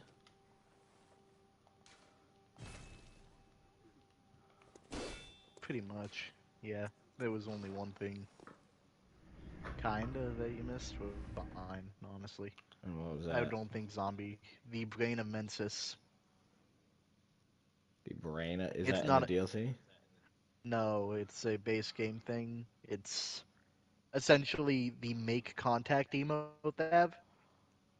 It's like kind of a brain with eyes in it that falls into a dark pit that is literally pitch black, and there's a secret way you get down there, and the eye follows you around. It's kind of creepy. But if you do the make contact emote in front of it for like a minute and a half, it gives you, I believe, the best blood echo thing in the game. Huh. Even And it without also the gives thing? you like some string. Um, without no, you need to do the make contact emote. No, I That's mean all. even without the chalice. Or even with the chalice, it's the best. Chalice. The chalice dungeon. Is it better than chalice dungeon? So no. It's a rune you equip, and it gives you like for the chalice dungeon, it'll give you like 20k more if you just Oh. go into the yeah. Oh. So it is pretty helpful for that. Um, it gives you quite a decent bit.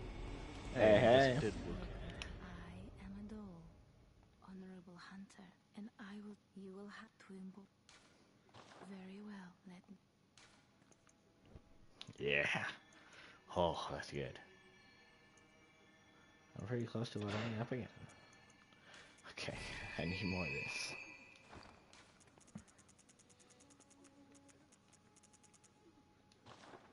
Farewell, good hunter. May you Time to go out and hunt a few beasts. And while you do that, I guess This you can give your weapon thoughts. seriously fits with this fucking outfit. Like, holy god.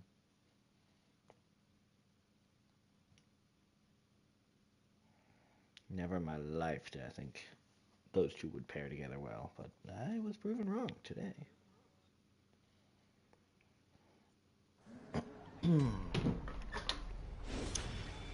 Yeah, though. I mean, I guess you can give your thoughts, which are you kind of done already, but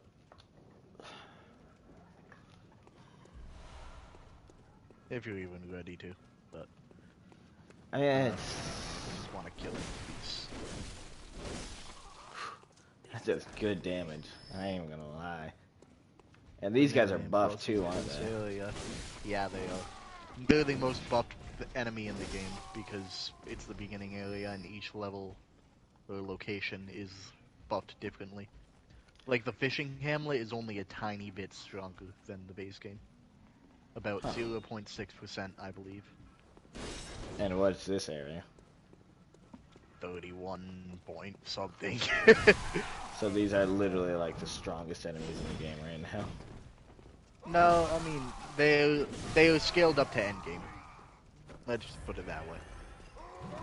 Like the fishing hamlet is endgame by base, so it's leveled up less. But in New Game Plus, Can you let me move, you fucks? in New Game Fuck's Plus 7, sake. fishing hamlet is like plus 15%. So everything there will just dead ass kill you in like one hit.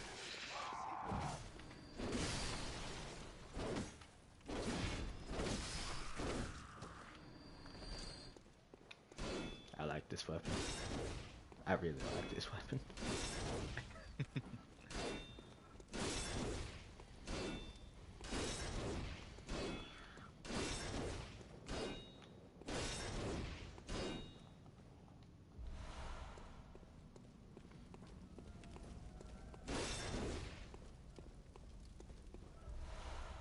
Care to let a blind man in? Are you that outsider?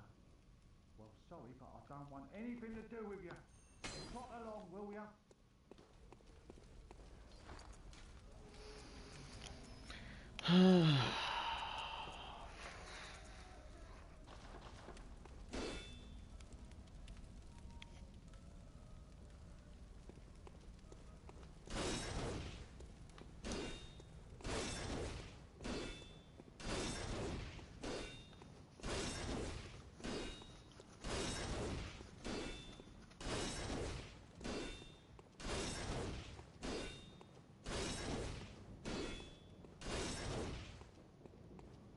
This weapon really fits this outfit. Holy shit. I don't know if I said that enough, but goddamn. You did, but I get what you mean. All the rags and everything. Shut up.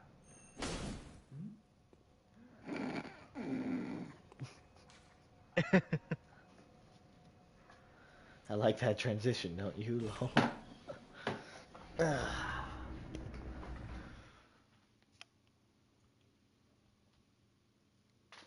Oh, God.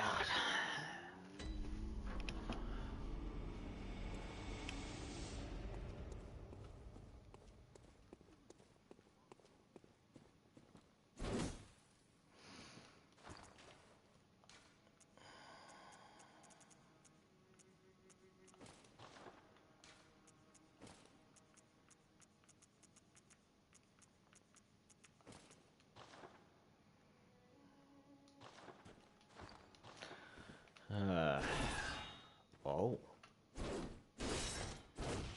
Interesting. I like that. Oh, and they give you a lot of fucking blood echoes now, too, for killing them.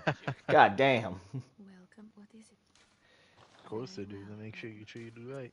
Double me up, bitch. Oh, one away. Farewell, good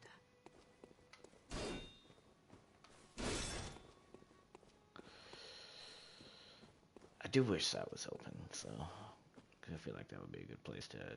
Okay, or just don't pan out. Lovely. There's JTXR. I just love that. Oh, that shing. Oh, that makes me feel good in my bones. God damn. Love it. Love it. Oh, God. Anyways, thoughts. We've already been live for almost 2 hours now, so I think it's about time I give my thoughts on the game. And it's probably going to be better than you expect me to give it, but yeah, it's probably going to be around what you also expect me to give it. Overall, the game is fun. The game is fun as fuck. I really did enjoy playing the game, even though I didn't enjoy some parts of it. Overall, I did have a very good time playing this game. I think the combat is really, really, really, really fun. I think they nailed the combat, and I think they nailed some of the fights of the game. But the thing I think they nailed the most, God, that's a tongue twister, is the flow of the game. I think they nailed that spot on with the game. No other game I've ever played has a flow like this one if you're in the right situation. Some other situations, the flow is absolutely horrible. And even with some weapons you're using, the flow can be absolutely god-ass. But in 9 out of 10 scenarios, the flow is really, really good. It's really fast-paced. It's really well-timed. And if you know what you're doing, it's really fun. But I definitely think this game struggles in some areas. I think some of the fights were good, but I think there are too many fights in between them that just drag on or just aren't fun. Especially for newcomers, and this is coming from the eyes of a newcomer. The Cleric Beast fight as the first fight, I think that's pretty good. I think that honestly explains the game perfectly. It's a very good way to start off the boss. And then I think having Gascoigne as the second boss that you go to actually progress the game is also perfect. It keeps the flow really well, and I think the first area in general is actually very well done. Not too many bullshit enemies, not too many stupid enemies. It's that fine mix of this is going to be fun, this is going to beat your ass a little bit, but you're also going to learn from it. The second area, which I'm trying to remember now, which is the Cathedral Ward. I think that area is pretty good too. There's a lot of big guys in that area, but I don't think it ruins the experience of the area. The big guys definitely, after you've explored the area and know what you're doing, you kind of just run past them, so it helps with the runbacks, making it less annoying, but it also takes away from that aspect of when you're exploring the area, you have more guys to worry about. When you're exploring the area, because of how many big dudes there are, it's kind of just like, okay, wait until they pass and then go. Or, okay, run past everything, because these guys are way too big, and they're going to kill me in about 0.2 seconds. The boss of that area, which is White Wendigo bitch, because I can't remember her name, I think she's all right. I think if they made her do the healing factor a little bit earlier, it would have been a more interesting fight because it would have had that uniqueness. But she really only uses it when she's at probably like 100 or maybe 200 health. So when she uses it, she's pretty much on her last leg anyways, so you're just like, oh, okay, so I just gotta hit you a few more times. I will be honest, you kind of got unlucky though. She does typically use it earlier. She typically uses it around like 45% health. But, well, even in my second playthrough, she didn't, so... Oh, okay. Yeah. If she does, then I think that makes that fight very good as well. It's a Cleric Beast fight. It's alright. The only really interesting bit is that she heals, and when she does, you're just like, ah, hell no. Not today, bitch. Um, Yeah. but I think that's really the only thing that makes that fight interesting at all. Other than that, it's kind of just another beast fight. You punch it a lot of times, and then it dies. You hug its ass or its pelvis for about 4 minutes. So there's not really much to talk about it. Um, and then after that, you get to the Forbidden Woods. I think the Forbidden Woods was. I honestly think it was a good area. I did enjoy the Forbidden Woods for what it had. It definitely had more challenging areas to it, but not challenging to the point where it was bullshit. I enjoyed exploring the Forbidden Woods. Um, and you already know my opinion of the boss of that area. A lot of people don't like that boss, but if you have the memento and the mindset of stay in their face, charge them down, you're not fucking going anywhere. They move away, you grab them by the arm and you pull them back. And you're like, you're not fucking moving, you are dying. Then it's a really fun fight. And also, that another thing that had to do with it was the kind of weapons too. Um, you need a very fast weapon for that fight, I feel, because of how I did it at least. But yeah, I loved that boss. I know a lot of people don't. I know a lot of people had a lot of trouble with it, and I mean, even me myself, I had my own trouble with the boss. I didn't get it for a try. I got it unlike the sixth, the seventh, but it was still fun. Um, and then after that area, you get to Snake Land, the area right before Bergenworth and then Bergenworth. I Oh yeah. really did not enjoy those areas. The areas felt bland. They had a lot of enemies that were just either you kill them Wait. or you run away. Took you out about by Snake Land. The balls of snakes. Oh, that's still Forbidden Woods. Oh, okay. Yeah. Well, then you get to that area and it turns less fun because you got to just deal with a lot of those bullshit dudes. They're kind of like the octo bitches in Elden Ring. When they're really small, they're okay. Whack them twice, move on. It's pay no mind to them. But when they're the really big bitches, they're the biggest cunt in the world, and especially more so because they can shoot you from a distance, and that's just like fucking excuse me. Um, I think if they put like beasts, and by beasts I mean like the type of beasts like wolves, um, werewolves, and shit like that, instead of just ball of snake. Like if they made an effort to make a new kind of beast that didn't just like crawl towards you, and they stuck it in that area, I think it would have been a lot more intriguing and fun because you wouldn't just be like tiptoeing around the area essentially.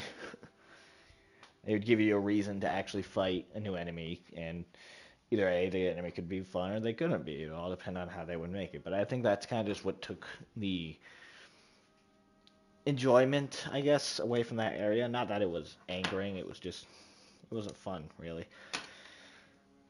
And and then you make your way through that entire area and you get to Bargainworth. Um, hmm. Yeah, Bergenworth was not fun. Those little fucking insect eye bitches that chase you down and grab your head and like take away 3/4 of your health with madness and shit.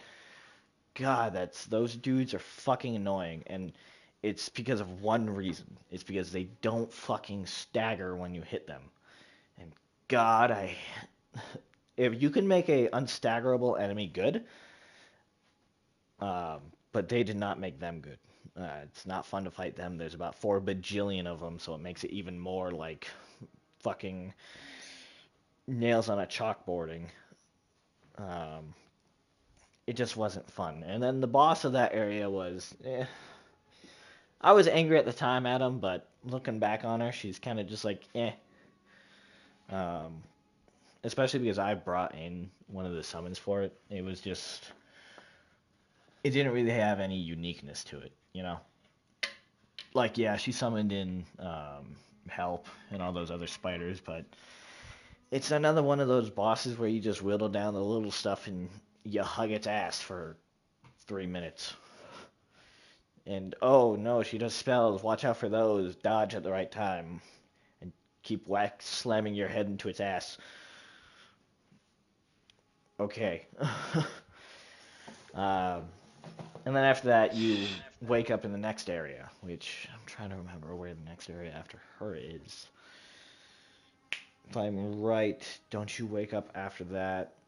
Yeah, it pretty much puts it exactly like that, Zombie. That boss was pretty anticlimactic for a god. That sums up how I thought about that boss. Exactly. It was very anticlimactic. And I mean, I get it, lore reasons. She wasn't a combat god. She was holding back everybody else, and she can't really be um, like a Lady Maria or a Melania or fucking close to that in some way, shape, or form. She can't be a Morgott or something like that. I understand the lore reasons behind it, but it just made it very anticlimactic for a god fight. Um, and then after you kill her, you wake up in. Oh, fuck. I know the area. I just can't. Yargul. Yes, Yargul. Fuck Yargul. Fuck Yargul. Wait, did you like your ghoul before the transition? Like when Pearl was there When and before the Blood Moon? Lightning Beast. Yargul before the transition was eh. I liked the Lightning Beast fight. That was fun. It took me a little while to get back to it because when I first came to it, wasn't really leveled for it, and I realized that.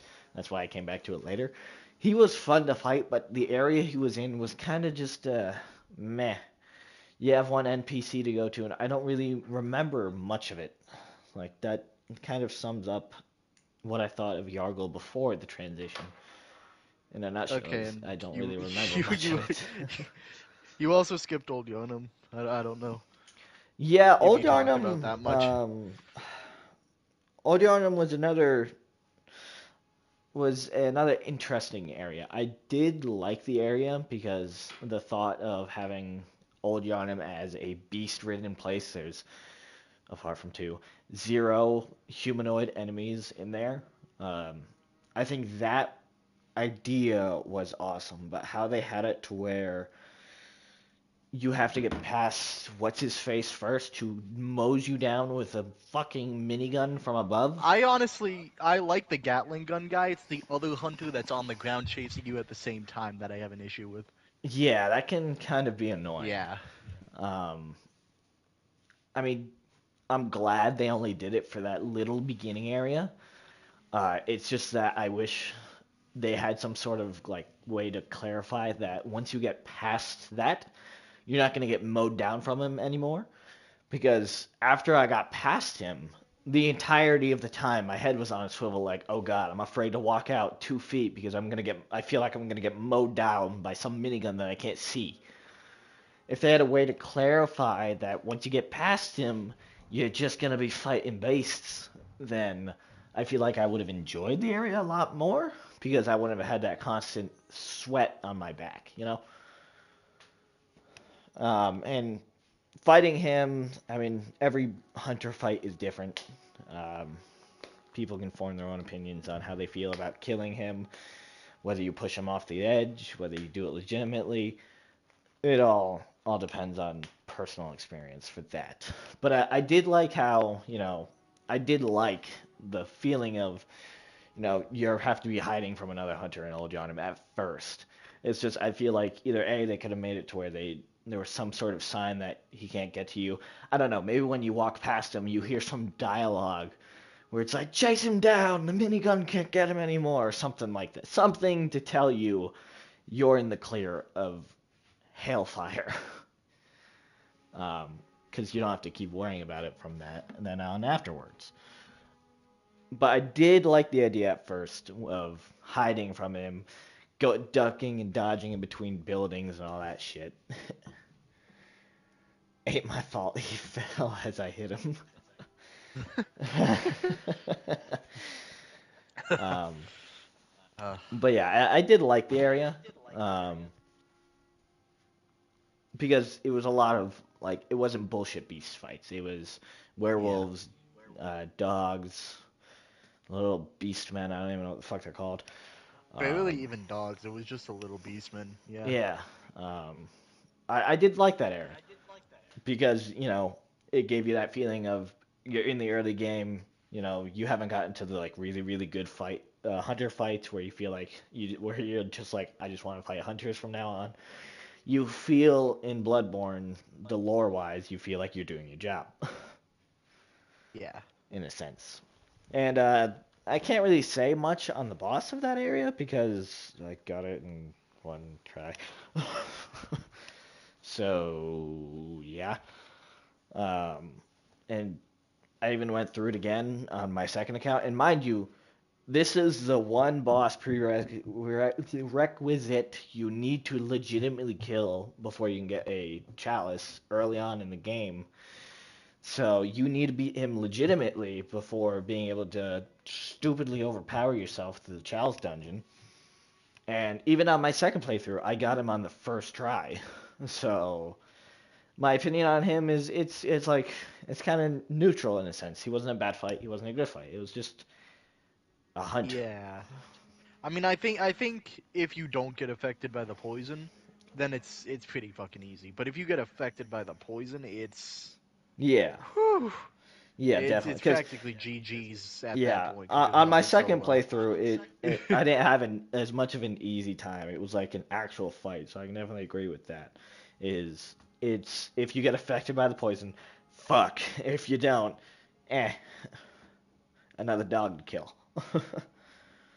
um, Hmm. but yeah, I did like the area, because you felt like you were doing what a hunter should be. You're killing beasts. What's there more to say? Um, anyways, back to where I was earlier. These aren't beasts, they're people. Jorah. Did he really say that? That's the guy on the minigun, yeah. So I've never heard it because I don't know how to sneak up on him and start a conversation like that.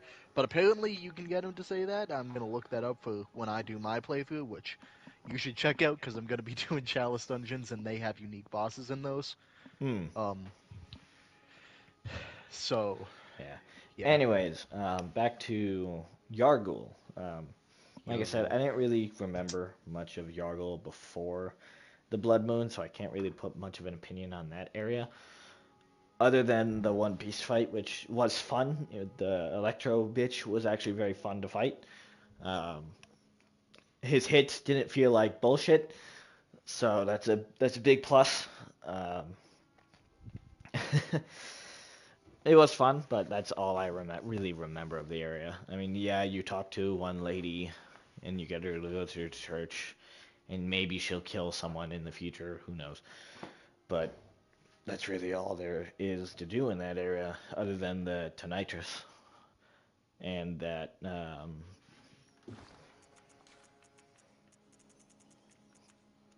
the fucking Yargul Blackguard. There's nothing really else in that area apart from those two, and you can even get the Yargul Blackguard even after the Blood Moon. So it's not really like you're missing out on much going there beforehand, and you can still fight Electro Dog after the Blood Moon. So Yes, you can. you're not really missing out on much exploring the area beforehand. You can get It's everything just the after the woman Blood Moon. that's there. I believe you have to do before the blood moon, Adela. Wherever you send her, um, Yeah, if you want to send her to Cathedral Ward, then you want. Yeah, I believe you have to get her there before. Otherwise, I think she's dead. yeah, which makes Yeah, sense considering what happens in the area. The boss of that yeah. area, holy fuck, what a fucking disappointment. Retuning. Retuning is needed. Yes, fucking choose an ass to keep down and stick with it, dude. God, that was Yeah, annoying as that's not fuck. even my issue. It's just the hitboxes and like That too. God. it's all of its moves are bullshit and yet it's still an easy fight. And that's like kind of what pisses me off. Yeah. Yeah, there's two bad things about it. You fucking jinxed me, though. I mean, Oh, you're getting one try. Fuck you. to be fair, the last time I died to that motherfucker was like 8 playthroughs ago. So Yeah, but I you've don't also know. done 8 playthroughs. No, I've done more than 8 playthroughs. But I like, know, but dude, that's I have like died to still. Cleric Beast. I died to Cleric Beast on like my 7th playthrough, give or take. But I haven't died to that fucker in forever. Like, I Yeah, still died to a lot of the simple bosses. It's just that guy, for some reason, I have always had down. yeah, seriously.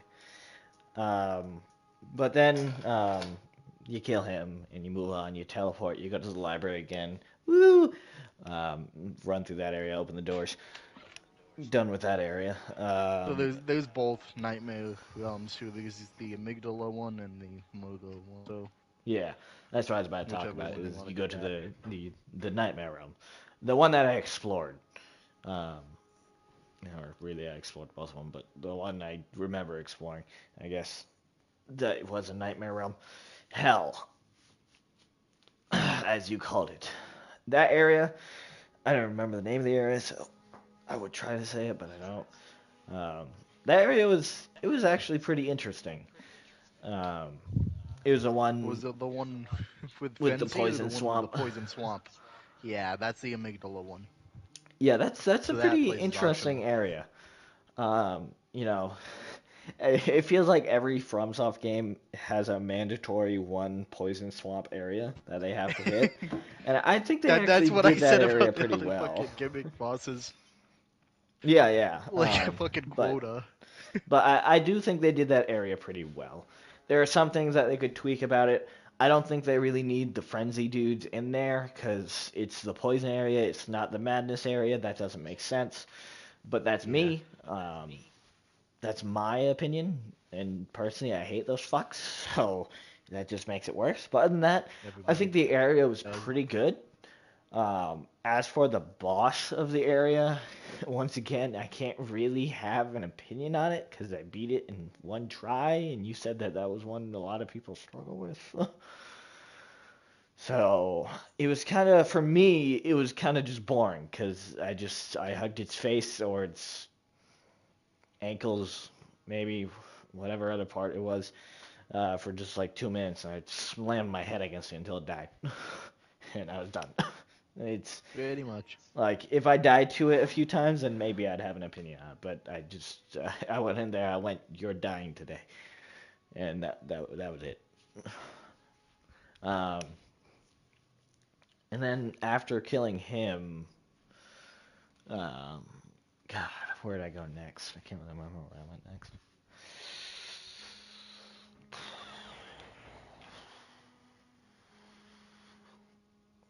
It was either the DLC or I went to the Madness area after the DLC. I think I started the DLC after that area.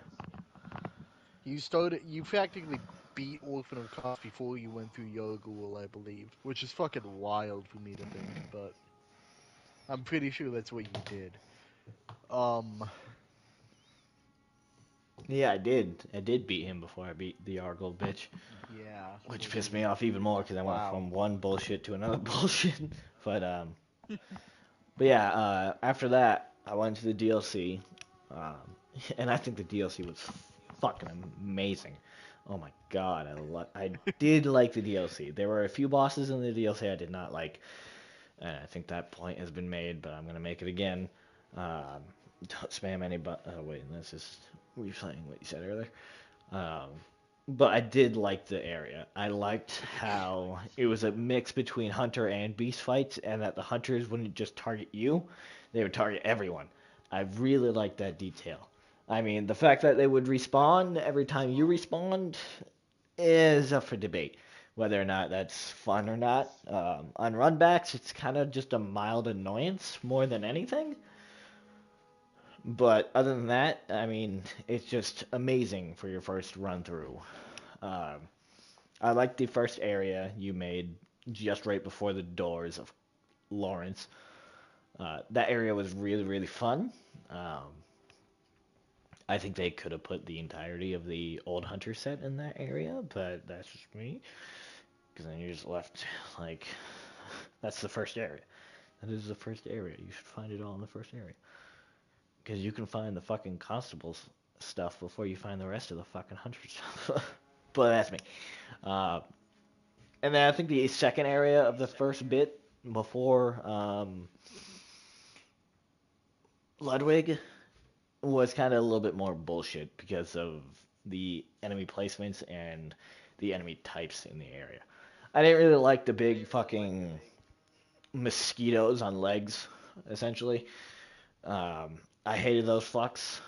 That shit is annoying to deal with on a constant. It just makes it to where you can't really explore the area. You just have to run past everything. And for a first timer who just, you want to explore the game, you want to see everything it has to offer. It sucks the joy out of it. Yeah. Maybe if they inhabited that area with like, I don't know, a butt fuck of hunters, maybe it would have been, I don't know, better, worse. I don't know, just something other than an enemy type where you just look at it and you go, fuck no. And that one hunter with a minigun over there, fuck him. Um, I don't like him. We will not speak of him. Um, and then after the first area, you keep going and you reach the God, the little like townish with the two ladders and everything, and where you go crest over the hill to the two giant fucks. That area was alright as well. I think the hunter on the top, the one with the fucking, what weapon was it? The safe? Fuck that dude. Mhm. Fuck him. He caused me so much trouble. I don't know why, because I fought one of him before him and I had no problems with him. But fuck him. I did not enjoy killing him just to get my runes back. God, that was annoying. But I thought the area was pretty alright. 2 dogs to deal with. Actually, sorry, 4, but 2 at once to really deal with, and then the others were just one-offs. A bunch of crows, an old hunter, and then some pedestrians. It was alright. It wasn't bad. It wasn't horrible. It was actually fun with the hunter, and you have that added threat of the crows creeping up on you, and they're faster than the normal crows, so that's an added to it. It makes the fight more fun because it keeps you on your toes a little bit more. And then you kill him, you go up the ladder, you crest him out, and you see the 2 giant fucks. And you're like, okay, so my exploring of this area has been cut off. I am going to hug the wall until I find another lantern, or until they unaggro. And that just makes it less fun because you don't really you see, like I said, you see them and you're like, oh, I can't kill them in a reasonable amount of time, so I'm just going to ignore them and try to get past them. It makes it less fun because then it cuts off you being able to explore that area, and just running past them to get the lantern and then go from there and reset the area. And then after that, you reset the area, you go past them, and you go to Ludwig. First phase of Ludwig. Holy fuck. God, get off my ass for a second. God damn. That's annoying. I definitely think they made the right move with putting Constable What's-His-Face over there, because he's a big help for that first phase. Oh shit! What? I was also chosen Oh, nice. for Night Rain. Damn. Um, I definitely think the help for the first phase was very much needed, because other than that, it's a beast fight on crack. A lot of the hits kind of feel cheap. Not that they're, unfair. They just feel cheap in a way. Feel like they hit you when you feel like they shouldn't, or there's too many of them, or they're too wide of a sweeping. It just feels cheap. That's just really the best way to put it. It's not that it's unfair or that you can't learn it. It just feels cheap to do that to somebody on a first fight of DLC. But you get past this first phase, and then the second phase happens, and my God, it goes from a what the fuck is going on to this is fun.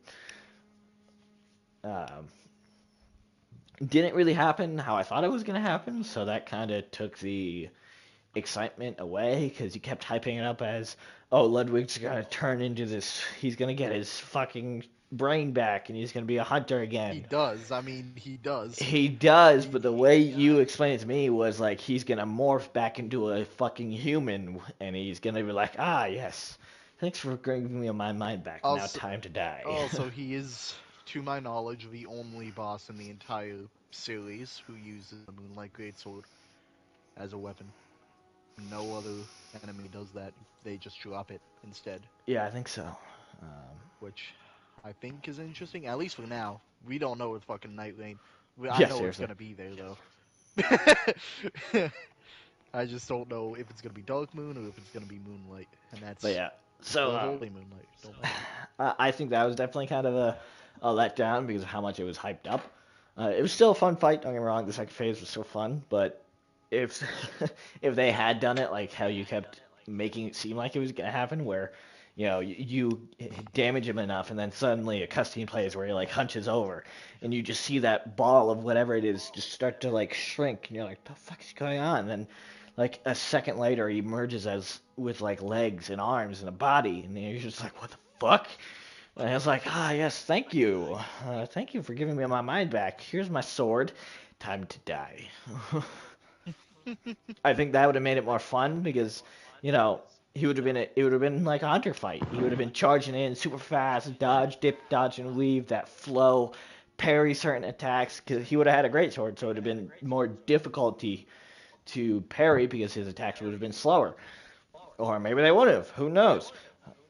But I definitely feel like if Yeah. they did that instead, not that the second phase wasn't cool, but I think if they went with that route instead, it would have been cooler. But yeah, and then you kill him, and then you speak to him, and he says this stuff, and then you're like, oh, I feel bad for you. And if you're probably like 90% of people, because I was the 1% in that situation, you hear a story, and then you hear him going insane and stuff like that, or fighting it off, or whatever. And you're like, oh, well, that's sad. Slash! Fuck you! And then you get the sword, and, then you're like, awesome! But for me, I was like, I feel like he's gonna be important somehow. So I left him alive, thinking like, oh, he's still alive after the fight. This has to hold some importance, right? And maybe it does if you kill Simon before the fight, because I did that on my other playthrough, and after killing him, I progressed, and there's not an arrow in his head yet. But I also killed him in my second playthrough, so I guess I won't find out, will I? But maybe there's something will change if you don't kill him. But with how I did it, that just went all out the fucking window. Um, so I didn't have a chance to get to the Holy Moonlight Sword, which granted I wouldn't have used because it wasn't as fast paced as I would have liked it to be. Maybe if I was doing an all strength build for my first playthrough, I might have used it. Probably would have used it, but I just really enjoyed how fast paced the weapons were of this game, so I just stuck with that. But you kill him, and most people would kill his head. I didn't, and then you move on. And you get to the research hall, you go up there, and then you reach the research, not the research, is it the research lab? I can't remember, but that big fucking library. Yeah, the research hall. My fucking god, fuck that area. Holy fuck. Fuck those patients, fuck everyone in there, fuck all of it. There's just like not a single part of it is fun.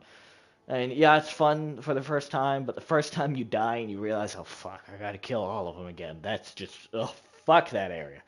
Oh my god, it's a cool area. I like the idea of, exploring a library with psychiatric patients.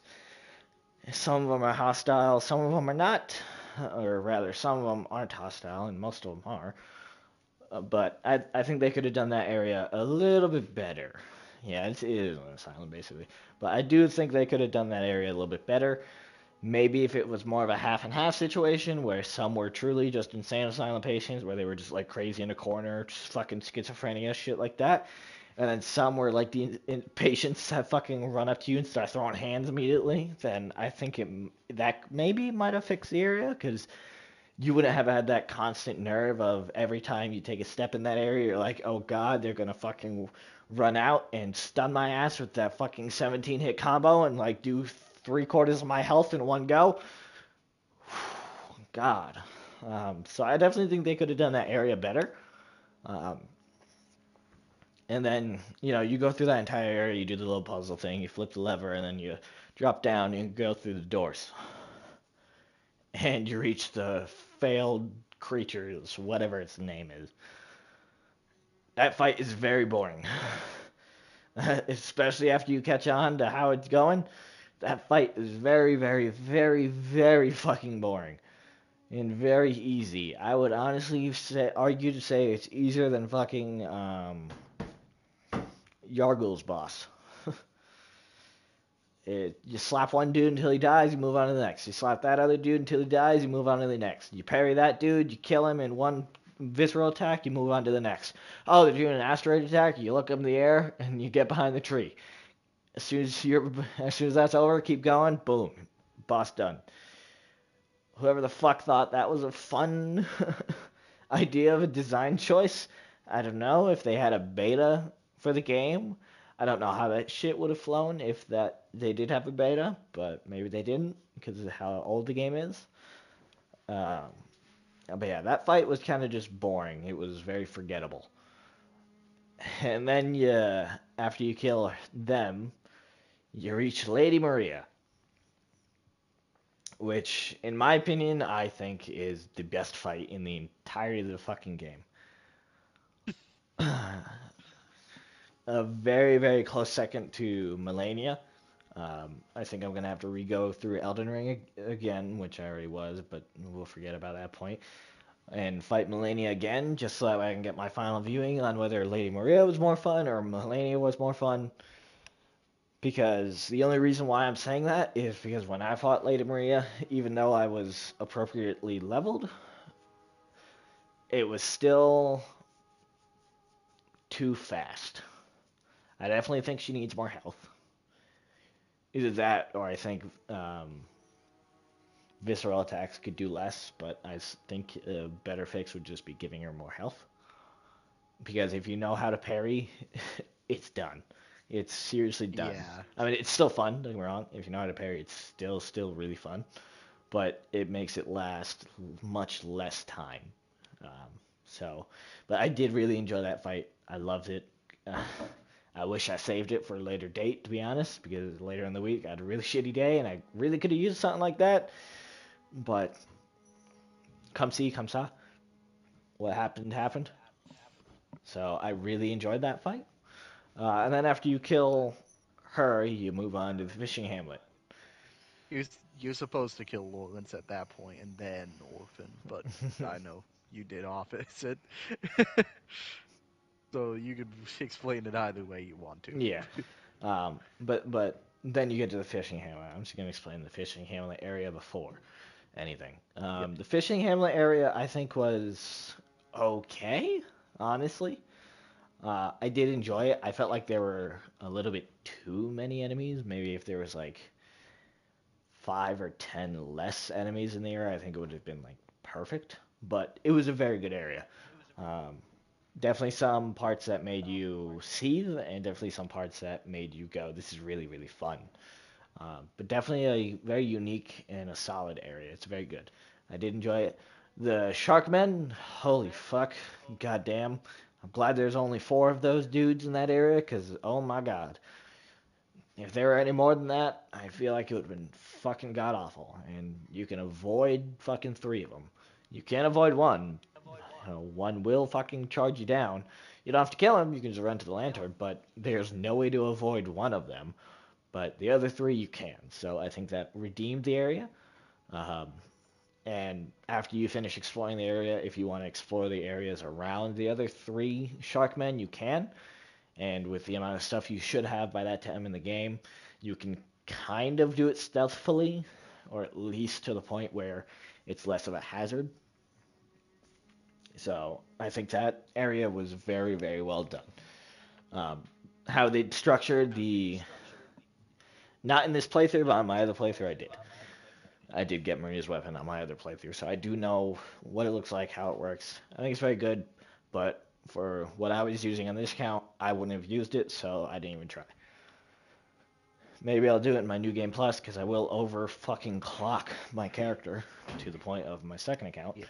So it'll be easier for me. But my first playthrough, I knew for a fact I wasn't going to use it because I very much value being able to parry with the fucking saw. So I can't really see giving that up as worth, you know. Yeah. Uh, holy shit.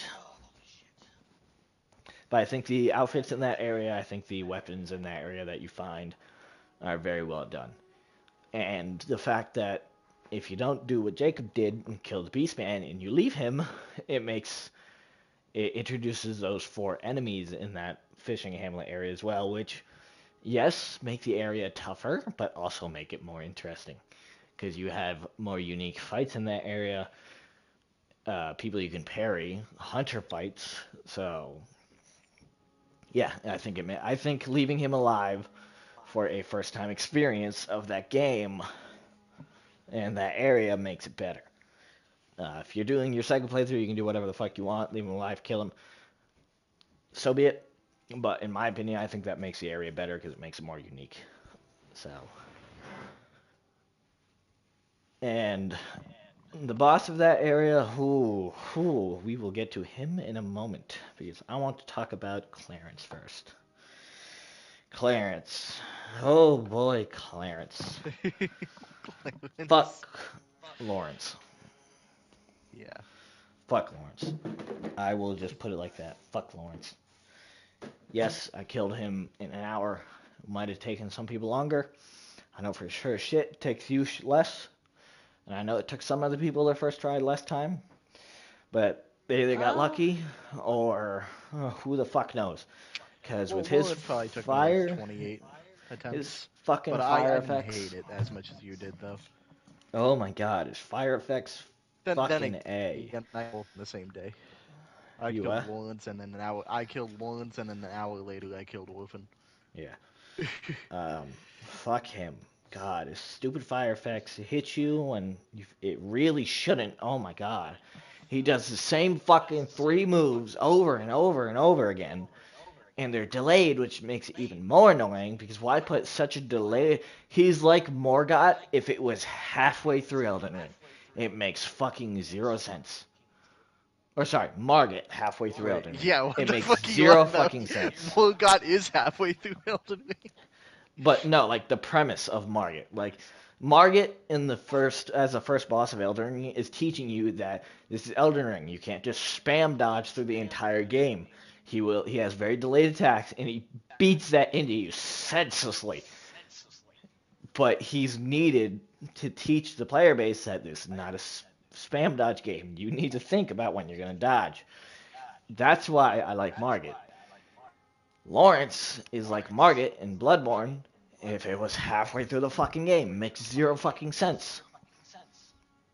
If you replace Lawrence with the Cleric Beast, maybe made him like, or at least his attack moves with the Cleric Beast, not like the whole flame aspect and shit like that, but if you flipped those two, I feel like it would have been better because it would have been a way to teach the player base to the first boss that this is not a game where you can just spam fucking dash a lot of time. You seriously have to consider when you're going to dodge, how you're going to dodge, and when you're going to attack and where you're going to attack. So that's why I didn't like him, because he was like a Margit halfway through the game. It made 0 fucking sense, and it was a pain in the ass. And he had bullshit hits with his fucking fire effects that should not have hit at times. I hated that. Really hated that. Oh my god. And now you know why he's the most controversial boss in the game. You either love him or you hate him. Mm-hmm. And it seems like I said earlier, you and Zombie are complete opposites. Me personally, I don't mind him. He's probably towards the middle of me. But yeah, I don't like him. I will never like him. And when I go through him on my other account, I'm gonna ram him up the ass and fucking kill him in 3 hits. Because I am super overpowered. And I would be happy to do that. Also, I think he doesn't stun as much as he should. I swear. One run through, I fucking heavy R2'd him like 6 times in a fucking row and he didn't stagger. That's also some bullshit. It's less about like you doing a specific attack with beast types and more like where you're hitting it. Because if you Yeah, hit him in the back, it's not going to do as much as hitting him in the leg or arm. I was doing it in kind of like both the back/leg variant. I saw you do it Oh, like times in the back and then like twice maybe in the leg in that run that you're talking about, and that's why I'm like, okay. But its installation is less about doing heavies and more about just hitting consistent attacks. yeah, bro. But yeah, that's my view on Lawrence. Fuck Lawrence. To the moon and back. He can stay As dead. Maxwell said, do not fight Lawrence. You will only lose a piece of yourself.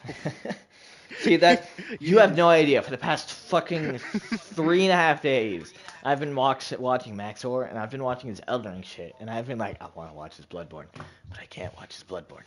I want to Now watch you his Bloodborne. can. Yes, now I can. I will. I probably will He said tonight. that. Do that Um, first and then watch the lore shit. Yeah. But like, still, Like I did send you I those was two I was videos itching before, at just that video. remember. I was itching at that Maxor video, and like every time I'd go to click it, I'd like pull my arm back. I was like, no, not yet. Hold it. Yes. But yeah. So and then technically you're supposed to kill him before Orphan of Khan. But yeah. So you do that. I did things flip side. What the fuck ever. But after exploring the fishing hamlet, you get to Orphan of Khan. Holy fuck. Whatever. Orphan of Kos. Holy fuck. Very This is probably controversial. where I'm gonna disagree. Not even. A lot of people Because love him, but I know you dislike him. I dislike certain aspects about him. I think his fight, in general, while it was not great, I don't think it was absolutely god awful. I did get very angry at the fight. I will admit to that. And I will fucking gladly admit to that. That there are some parts about that fight where I think need to be fixed. Certain hit registrations could be explained how they hit you. Because I mean, and holy fuck, sometimes he would hit me and I'd be like, huh? But other times he would hit me and I'd be like, okay, get up, keep going. Honestly, the only thing like that it was a little difficult for me to see was that in some of his longer ranged attacks, he actually had a string attached Yes, to the yes. placenta that I he know used about as his that. I know weapon, about and that. that's what a lot of people don't know. So, like, how the fuck did he hit me? The thing was Yeah, behind see, me. There's a string. my issue with the string is that when he would do those long range attacks, and I wouldn't get hit by the weapon, but I'd get hit by solely the string, it would clock out half my fucking health. And I'd be like, how is such a tiny ass piece of fucking flesh string hitting me like a semi truck with a freight train behind it? What the fuck? That didn't make sense to me. I think if Yeah. because how much health do I have right? I should have about the same health I fought him with 40. So I have 1,300 health. I think if his string damage was more like 50 to 100 maybe, because he would hit me for more like 2, 3, maybe sometimes 400. Um, I think if it was maybe like 50 to 100 health, I think the fight would have been a lot more enjoyable because it would have made sense why the string would have, it wouldn't have done as much, but it would have done nothing. He's still an end game boss. He's still a final boss. He's got to be some sort of threatening level. Maybe the string has some spikes on it, and that's why it does 50 instead of, I don't know, like 5, how a normal string would. Or, I don't know, like how a normal string would actually trip you instead of just deal damage. I think if they did that instead of making it deal as much damage as his actual physical weapons attack would do, I think if they did it like that, it would have been a better fight. But overall, I think Zombie put it perfectly a few seconds ago. I think the theme of the fight and how it thematically was really, really awesome and really fun. But I think the fight itself was okay. There were parts of it that the flow, I will admit, the flow of the fight was really, really good. But other aspects of it just bring it down.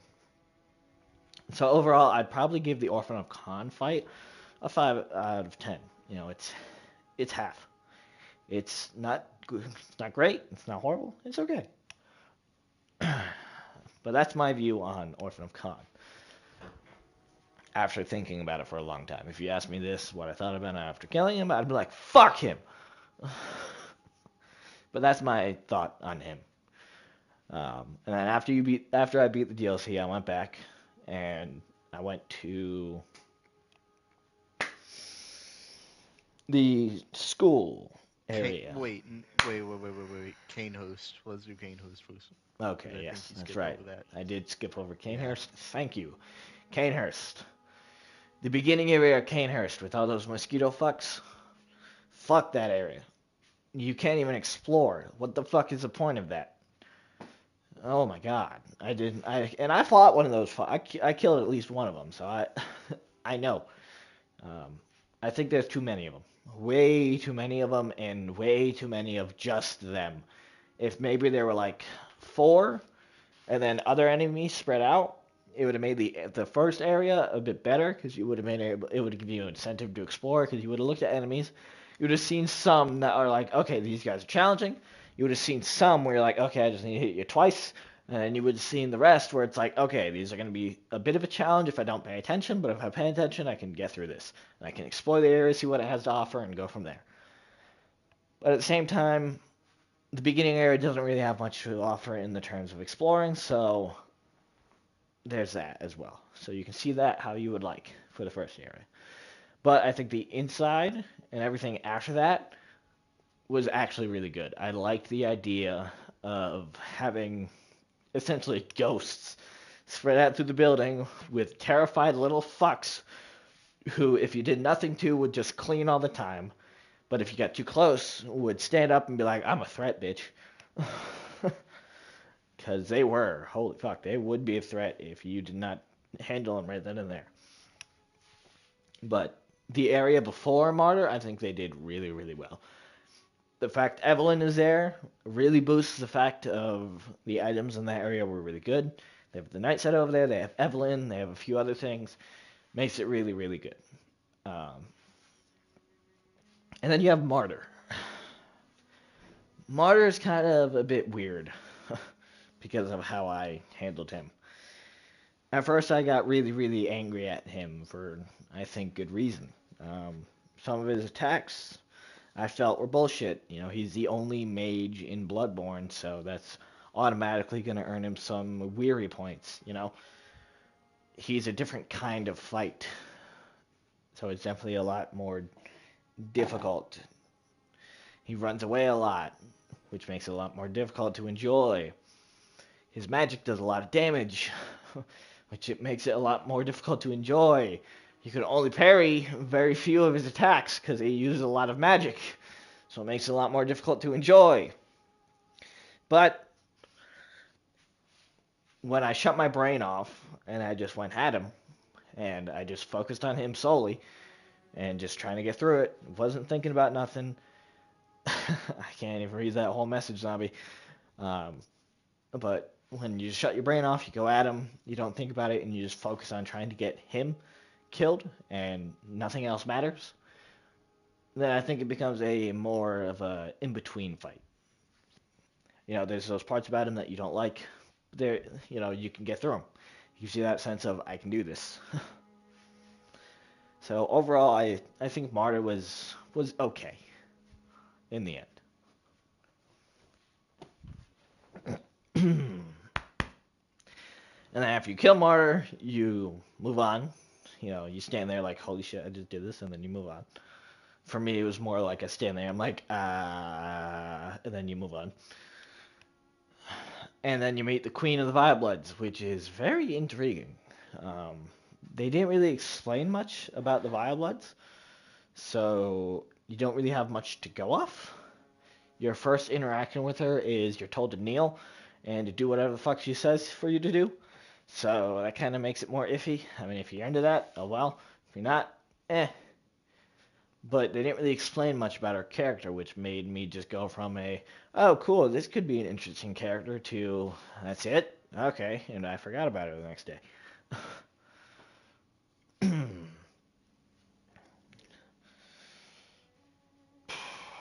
So yeah, that's my opinion on Canehurst. That's how I feel about it, at least. Um, so where was I before Canehurst? Because technically, oh right, wait. Nightmare Valley? Before I even continue after Canehurst, you have the area before Canehurst, which is the Witch Bitch area, which I Oh, don't yeah. even remember that village name. I guess that really explains all I really need to. um, that area is really forgettable. I'm not even gonna lie. The idea of a flower village type deal in Bloodborne, I mean, reminder, yeah, I know I got her killed, but I brought her back. Water under the bridge. What? Zombie What? just said, reminder, you got her killed, lol. Who? The Who did you Fire get Blood killed? Queen. Oh, yeah. Yeah, I brought her back. Water under the bridge. Um, but anyways, as I was saying, the original idea of Flower Village was very forgettable, honestly. I mean, going through it, I did enjoy it going through it, but after you kind of beat it, it's just, compared to the rest of the game, it becomes really, really forgettable.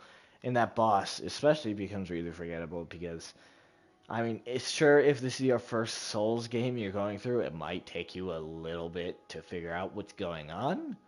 But for someone like me who has 900 hours on Elden Ring before Bloodborne, um, like as soon as I entered that arena and I punched the ghost bitch once and didn't see any damage done to the actual boss's health bar, I was like, okay, I know what's going on.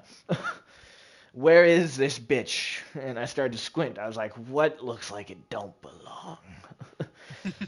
um, so yeah, and then you kill her and like, yay, you get the ability to put on your runes. That's really all she's there for. She becomes really forgettable after that. And honestly, I feel like you could probably go through the entirety of the game not killing her, not giving a fuck about her, and you'd probably be fine because a lot of the runes don't really change that much unless you get to The, the the end game ones. biggest the biggest one is Eileen's one, which both you and Zombie didn't get. That's honestly the best rune in the entire fucking game by far. Yeah. You And stop moving for a second and your stamina just it's back. yeah.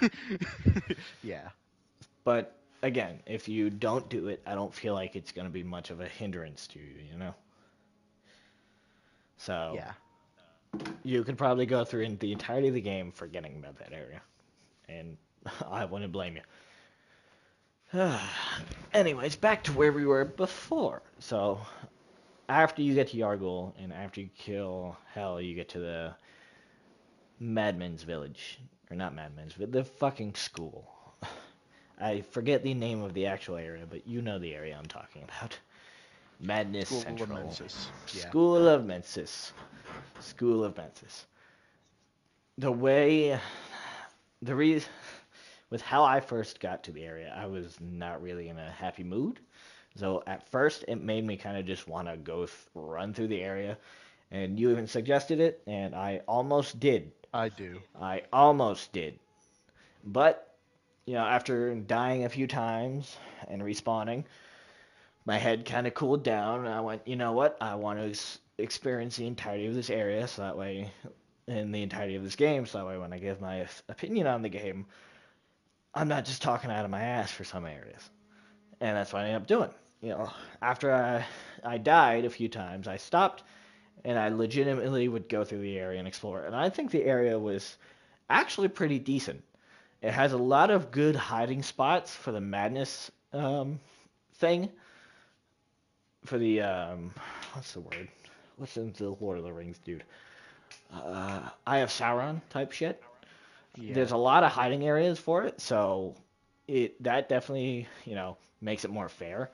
And if you know how to parry, I mean, this is pretty much the whole game. If you know how to parry, it makes everything so much easier.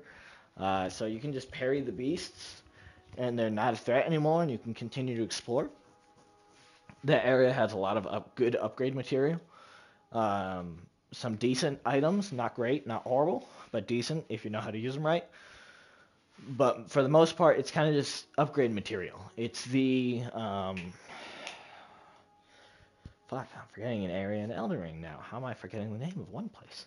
The floating island in Elden Ring. That's what that area essentially is. It doesn't Missoula. Faramazula. It doesn't have a lot of good items, as in like weapons and armor and stuff like that, compared to the rest of the game. But what it does have is a plethora of great upgrade material for your weapons. It really does. So I think that makes the area a lot better. The aesthetic of the area I really do like. The idea of an abandoned school or a school gone crazy is really good. It gives a very creepy atmosphere, and I really do like it. Um, and I just really like the area in general. And you go through the entire area, and you have the spiders and everything, and those almost Yeti-looking asses from Star Wars that hurl boulders at you. You have the one hunter or student, I guess, in that area you can kill. You go up the elevator, and then you run into your first fight in that area. Whatever the fuck his name was. Kiiju. Yes, that's what I was going to say, but I was trying to remember his actual name because I don't remember it. Miko Lash. Miko Lash. Holy fuck, Miko Lash is forgettable. Really forgettable. He can be a threat if there's others in the room, but if there's nobody else in the room, it's just him. You're pretty much just slaughtering a civilian, and it's really sad. If he does that stall move where it like bursts out into a million like different like pretty much a 360 circle, that can kill you in an instant. But yeah, he but barely pulled that off on you, so it's like yeah, okay. exactly. So, I mean, other than that one glitch I ran into where he just sprinted around the entire area for I like don't even 5 know if that's minutes. a glitch. I think it's just you. I got unlucky. I don't know how to say that. Like the fight is just really boring. That's just like the best way to put it. It's just really fucking boring and forgettable. You're just fighting somebody who should be in the asylum. Like that's really all it is. So Should and be. like the area has some cool lore implications and stuff, but the boss, holy fuck, the boss is forgettable.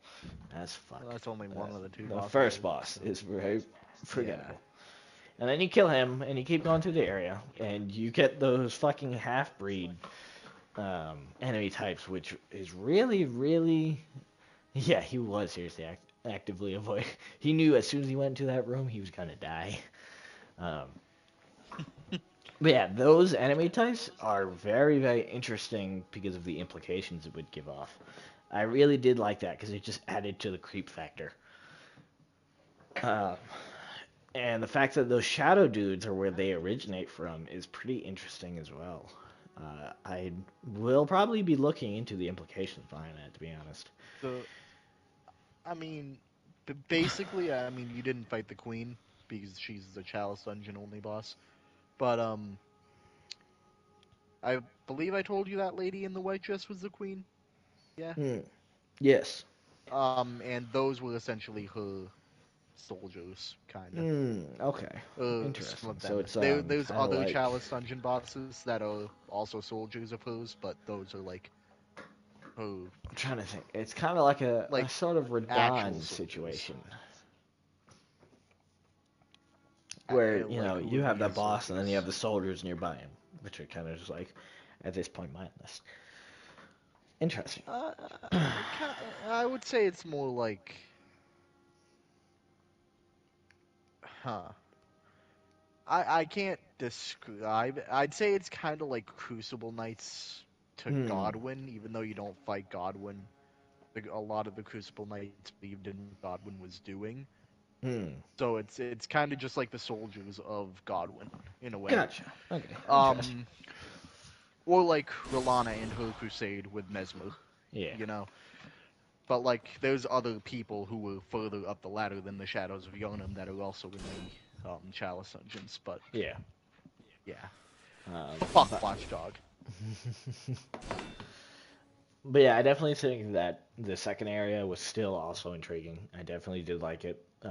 But then you take that one elevator and you see the queen there, and unless you do the chalice dungeons, you don't understand shit about her. So you're kind of just staying there, just like, huh? What? Why are your throats? Why are your wrists? Why is there a hole in your gut? What the fuck is going on? And I feel like that's a lot of this game is kind of just like, what the fuck is going on? Yeah. But and then you have the second boss, the wet nurse.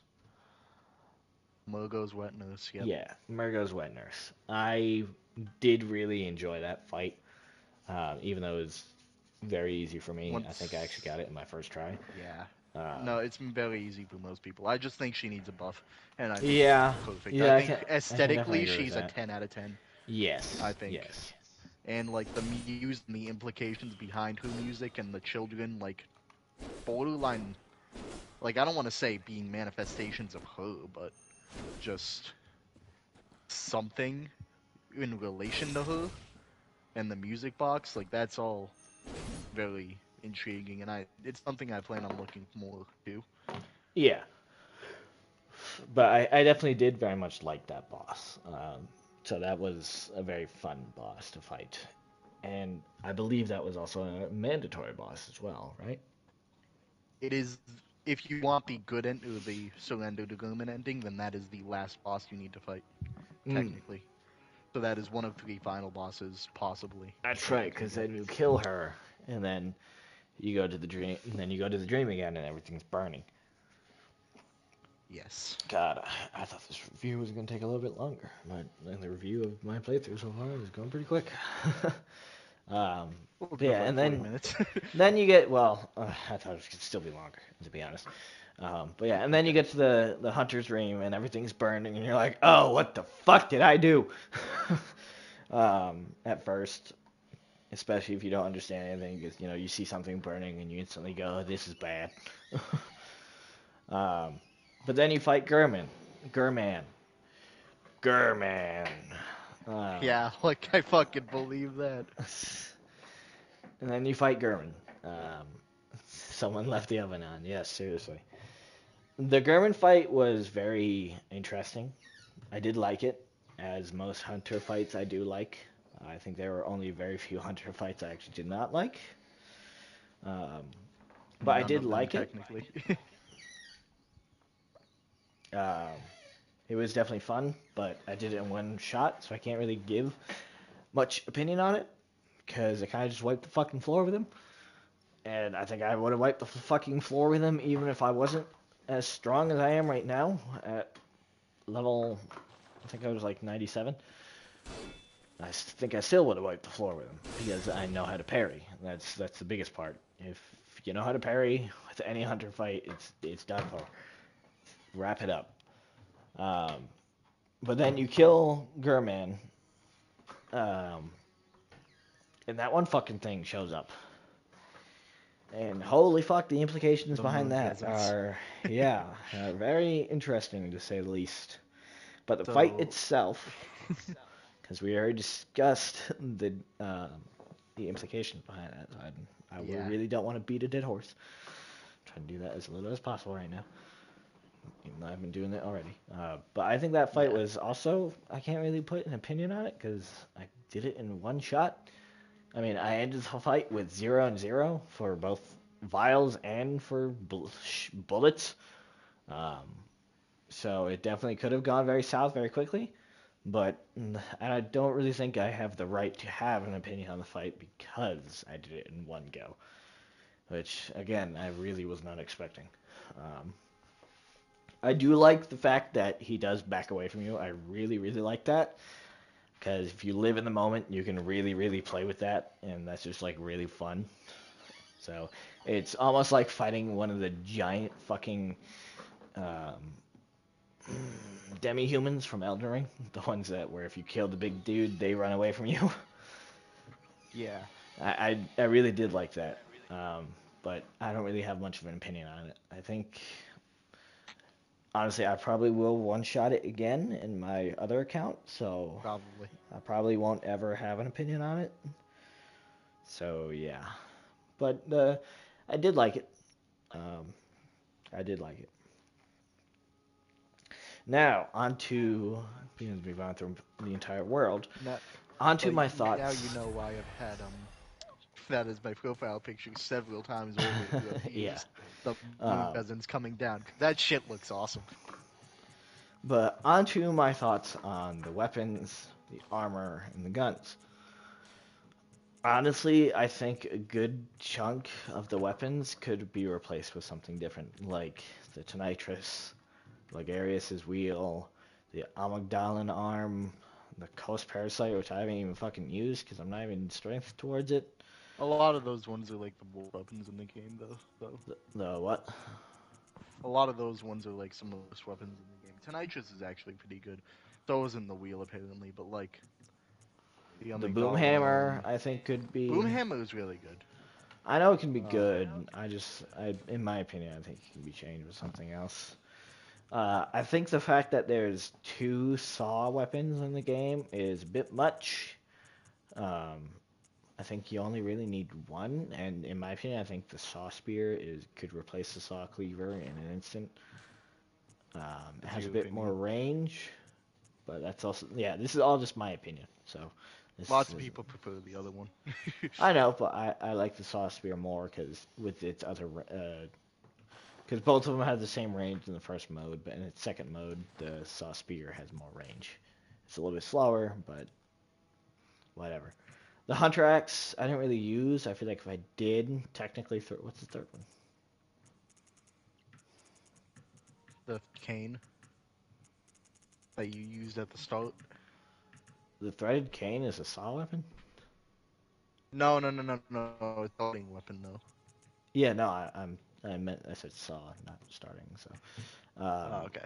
the the Hunter Axe, I feel like if I used it more, I would have enjoyed it more, but I just really dipped into speed. The safe, I'm using it in my other account, and it can be all right.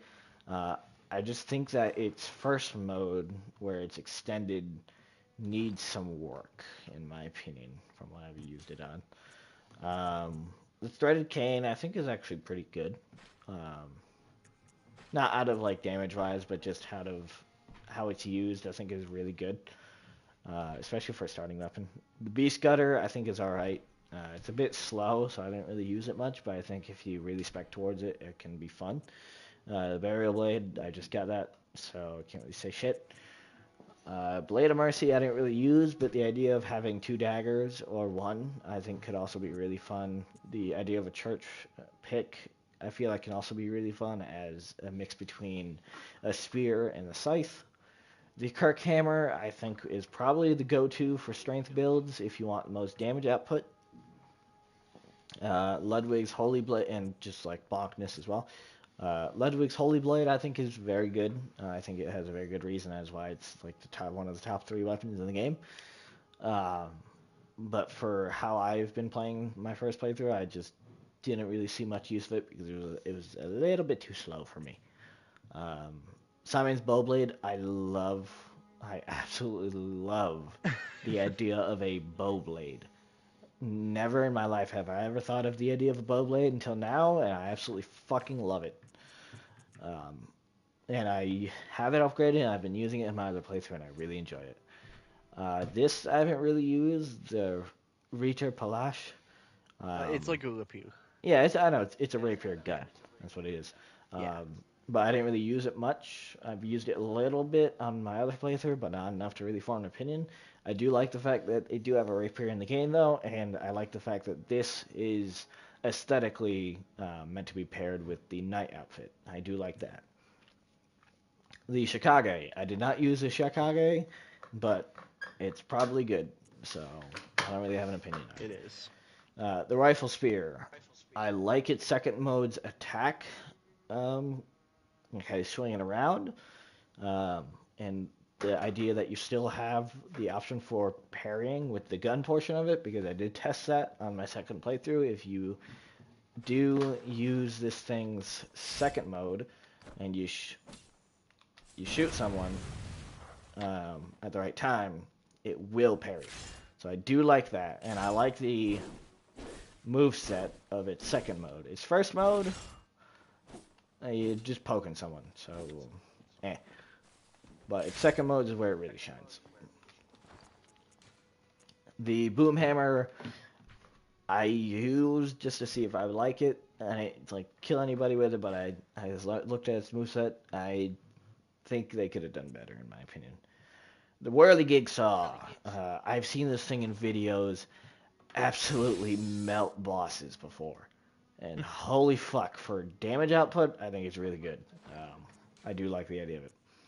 To Nitrous, I didn't use it to Nitrous, like, at all. But the idea of having a weapon that has electricity as its attacking damage at all times is, I do like that idea. But I didn't really use it enough to form a opinion on it. The Ligarius wheel I didn't use at all, so I do not have an opinion on it.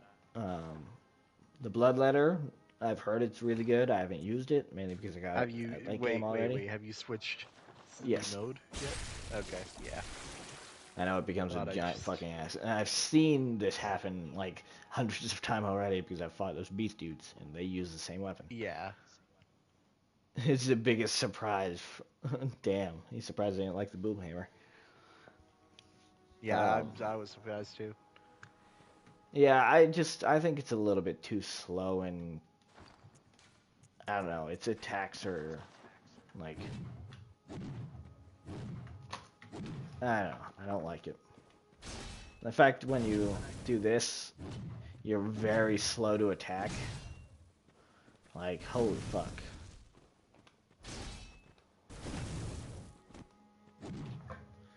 Yeah, with how long it takes to attack, I really don't like it. Maybe its damage makes it better, but I don't like it. The amygdala arm, I don't Pure really strength. have an opinion on this. Its first form attacks are funny because you're just slamming into the ground. And the idea of ripping off an amygdala's arm and using it as a weapon is also funny. Its second mode is where it probably really shines because it has that added range to it, and you attack differently. And maybe it could be good, but I just haven't used it enough to form a valid opinion on it. And then the Cost Parasite I haven't used at all. So, Which yeah. is, I actually looked it up a little after you asked, like, how good is it? And apparently it is at, like, in terms of PvE, it's one of the worst. Yeah. It's actually decent in PvP, though. But, Yeah, I feel like the site, though, could be actually very good. yeah, But I it haven't is. used much. It's good in both. Now, guns. For learning how to parry, as in speed-wise, I think the pistol is great. For just general use parrying, I think the blunderbuss is where it really shines. Because I don't think it's quicker, but the fact you can actually take a hit when you actually shoot, I think redeems it a lot. That's why I like it. The repeating pistol, I love the look of the repeating pistol. I just haven't really seen how it's better in hunter fights than the hunter's pistol. So I love the look of it, but kind of just is another hunter's pistol. And by that point, you already know how to parry, so you're just using the blunderbuss more. Ludwig's rifle, I didn't really use. I used it like once or twice. I felt like it was too slow. So, yeah. And then I got the Evelyn, and my opinions on guns have ended. Evelyn is the best gun in the game. Even more than the blunderbuss, honestly, in my opinion. I agree. I think It's Blunderbuss is third, Ludwig's is second, and Evelyn's just objectively the best. yes, Yeah. mainly because of just how fast it is. Like, man, that's fast as fuck. And it looks Yeah, pretty no. cool too, even though it doesn't really pair with many outfits because it's a copper / bronze like material. So you can't really, there's not many outfits that really go with it, but in terms of usefulness, I think it's fucking the best. Like, really the best. Now into outfits. Honestly, I feel like half the outfits could have done without being in the game. Um, choir set, the fuck is that? Yargul, the fuck is that? Church sets, the fuck are those? I mean, I get it for the point of dialogue, Oh, but Lord. the fuck are those? Um, decorative hunter set, the fuck is that? Um, I actually do like all the hunter garb, other than the decorative one, but I do like all the hunter garb. The foreign garb, it's the starting set, so Starting. it's forgettable.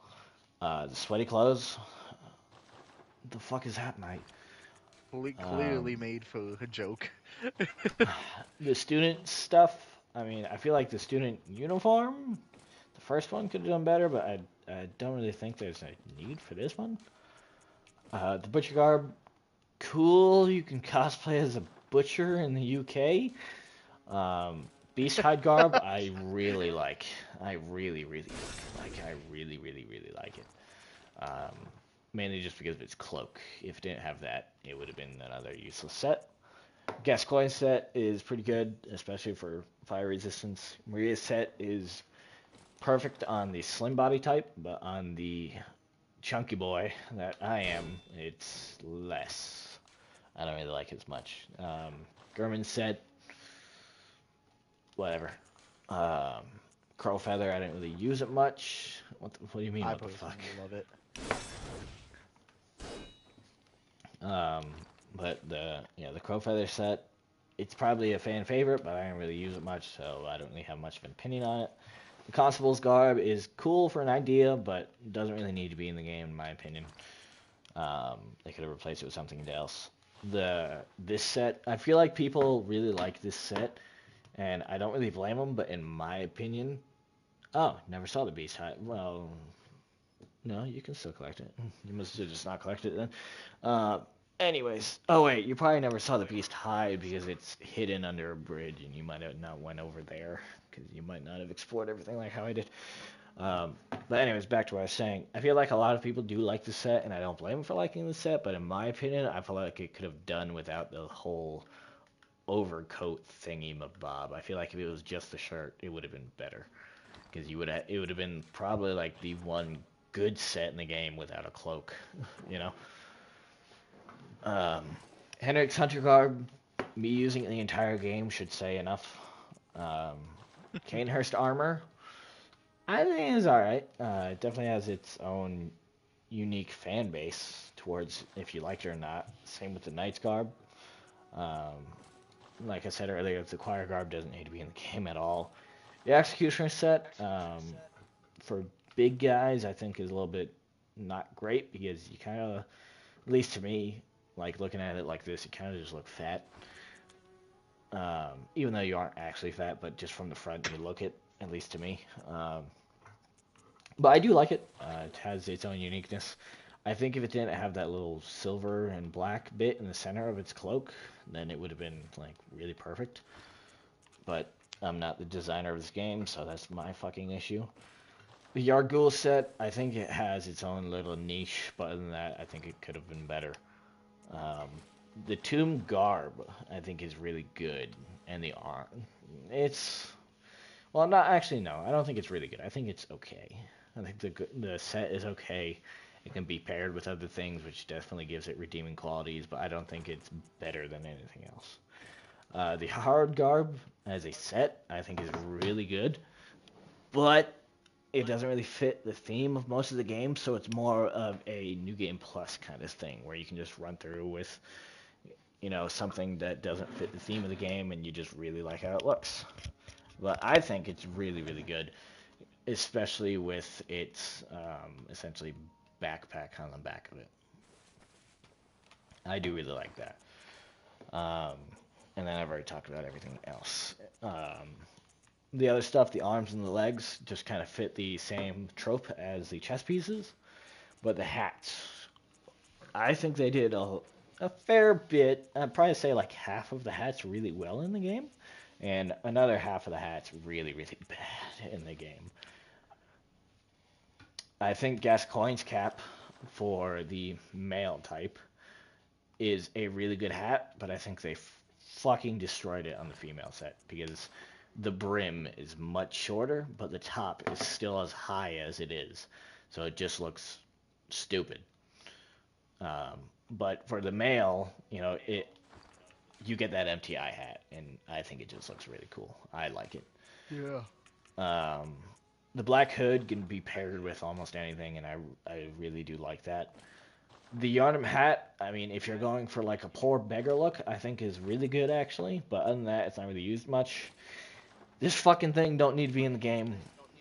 The That crown, switches though with the wounds you wear, though. I believe the enlarged shed. So that also boosts arcane damage depending on what wound you have. oh, well, So whatever. it's a gimmick headset. Yeah. It is. I don't like it. Crown of Illusions, boss reward. I like it. Can be paired with some sets, not with others, but I do actually do like it. Mensis Cage doesn't even need to be in the game. Butcher's Mask, I think they could have done better. Um, Braider's Testimony, I do like. Even though I didn't use it much, I do actually do like it. So there's that. Um, Sorry, I get distracted by a fucking phone. Um, Maria's hat, I think, can be paired perfectly with other sets, but it also has to do with the whole body type and gender type deal. I think it's a lot better on the females than it is on the males, but that's also just because the person who wore this was a female. So there's that. German's Hunter cap is I haven't really used it for much because it's the end game, so maybe it could be good for with some things, but just looking at it right now, it looks, it looks okay.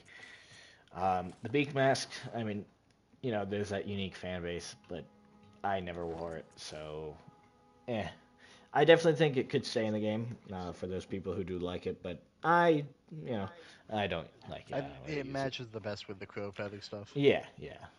That's because that's what it goes to. So Yeah. the Yamamura hat, I think, could honestly just be changed for something else.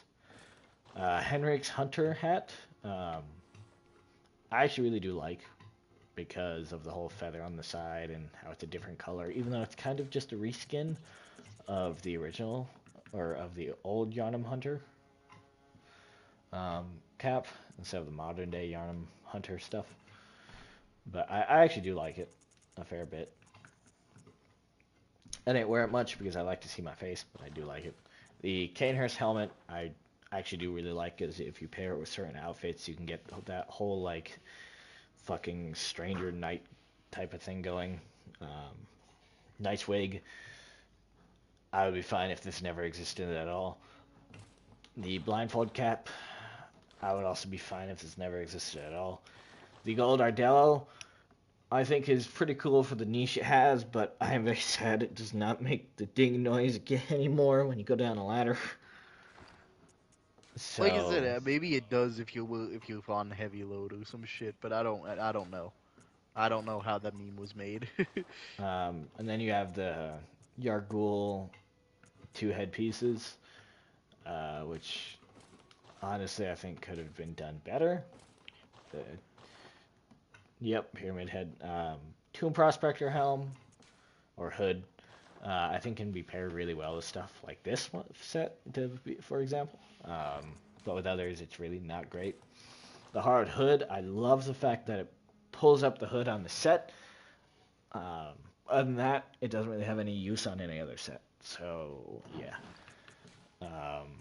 The White Church stuff, I already said before, and I'll say it again. I feel like it could do good without it being in the game at all.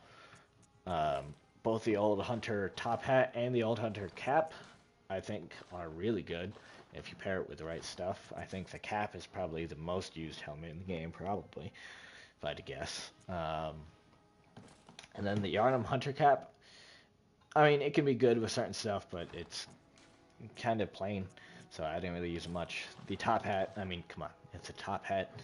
It can be paired with a lot, and it's really good. And then you have the Hunter hat, which is just, the box art stuff. So it's alright. Don't hate it, don't like it either, but it's alright. What was I wearing? This. But yeah, I think a lot of the armor in the game was just kind of like hit or miss for that. Um, so I think that how they did the blood vials and the bullets was very well. How they did a lot of the items. They don't have just a lot of useless shit. A lot of shit you can actually find in this game serves its purpose. Not everything, but a lot of stuff. The only things I really find useless in this game are the blue elixir, the lead elixir, the pungent blood shit. God damn it. Wait, what the fuck? Can you still hear me? Yeah. Strange. Why? Oh, that's right. It's plugged into the outlet, so I just shut off my TV. Thank the gods. What the I fuck? accidentally flipped off my extension cord, which turned off my goddamn TV. So, just give me a second. Like, what happened? What was I talking about? What was I talking about? Blood vials, bullets, how they did everything well, everything served its purpose, besides a couple things. Yes, a lot of stuff serves its purpose besides for a couple of things. The 2 elixirs, the pungent blood cocktail, the pebbles, fucking useless. But other than that, I think everything has its own purpose you can use. They didn't bullshit around with a lot of stuff like how they do in Elden Ring. So that I do also like. The whole idea of having insight in the game, I also do like. Really didn't like that aspect of the game, as the more you play, the more you realize and the more you see. I did like that. Adds an additional challenge to the game because it makes some things harder. Oh, cool. I can still use these. But yeah, I did like that of the game. The theme of the game, I did generally like. The vibe, or not the vibes, the atmosphere of most of the game, I really did like. Music of the game was like 9.9 out of 10. There was a lot of good stuff in the game. Some stuff where it was just like, okay, there's no fucking need for this, but a lot of the music in the game was good, especially the atmosphere. Music in the game was good. The NPCs in the game, there wasn't a lot of just BS. Insight equals trauma, yeah. There wasn't just a lot of BS characters in the game. Although I feel like there could have been more explained about certain characters in the game, inside the game itself, not just like lore videos and shit like that. I feel like if they actually told you stuff through dialogue more, could have been a little bit better. But I mean, come see, come saw. Can't change what's already done. But yeah, honestly, I really did enjoy Bloodborne. If I had to give Bloodborne a rating out of 10, I would probably give it an 8, to be honest. I really did enjoy this game. Especially for a first-time player knowing nothing about the game. I really did enjoy it. So my question, more or less, if this game was remastered at 60 FPS, better graphics, of course, all that stuff, mechanically just better, couple of bosses revamped and a couple of bosses added, how would that fare against Elden Ring?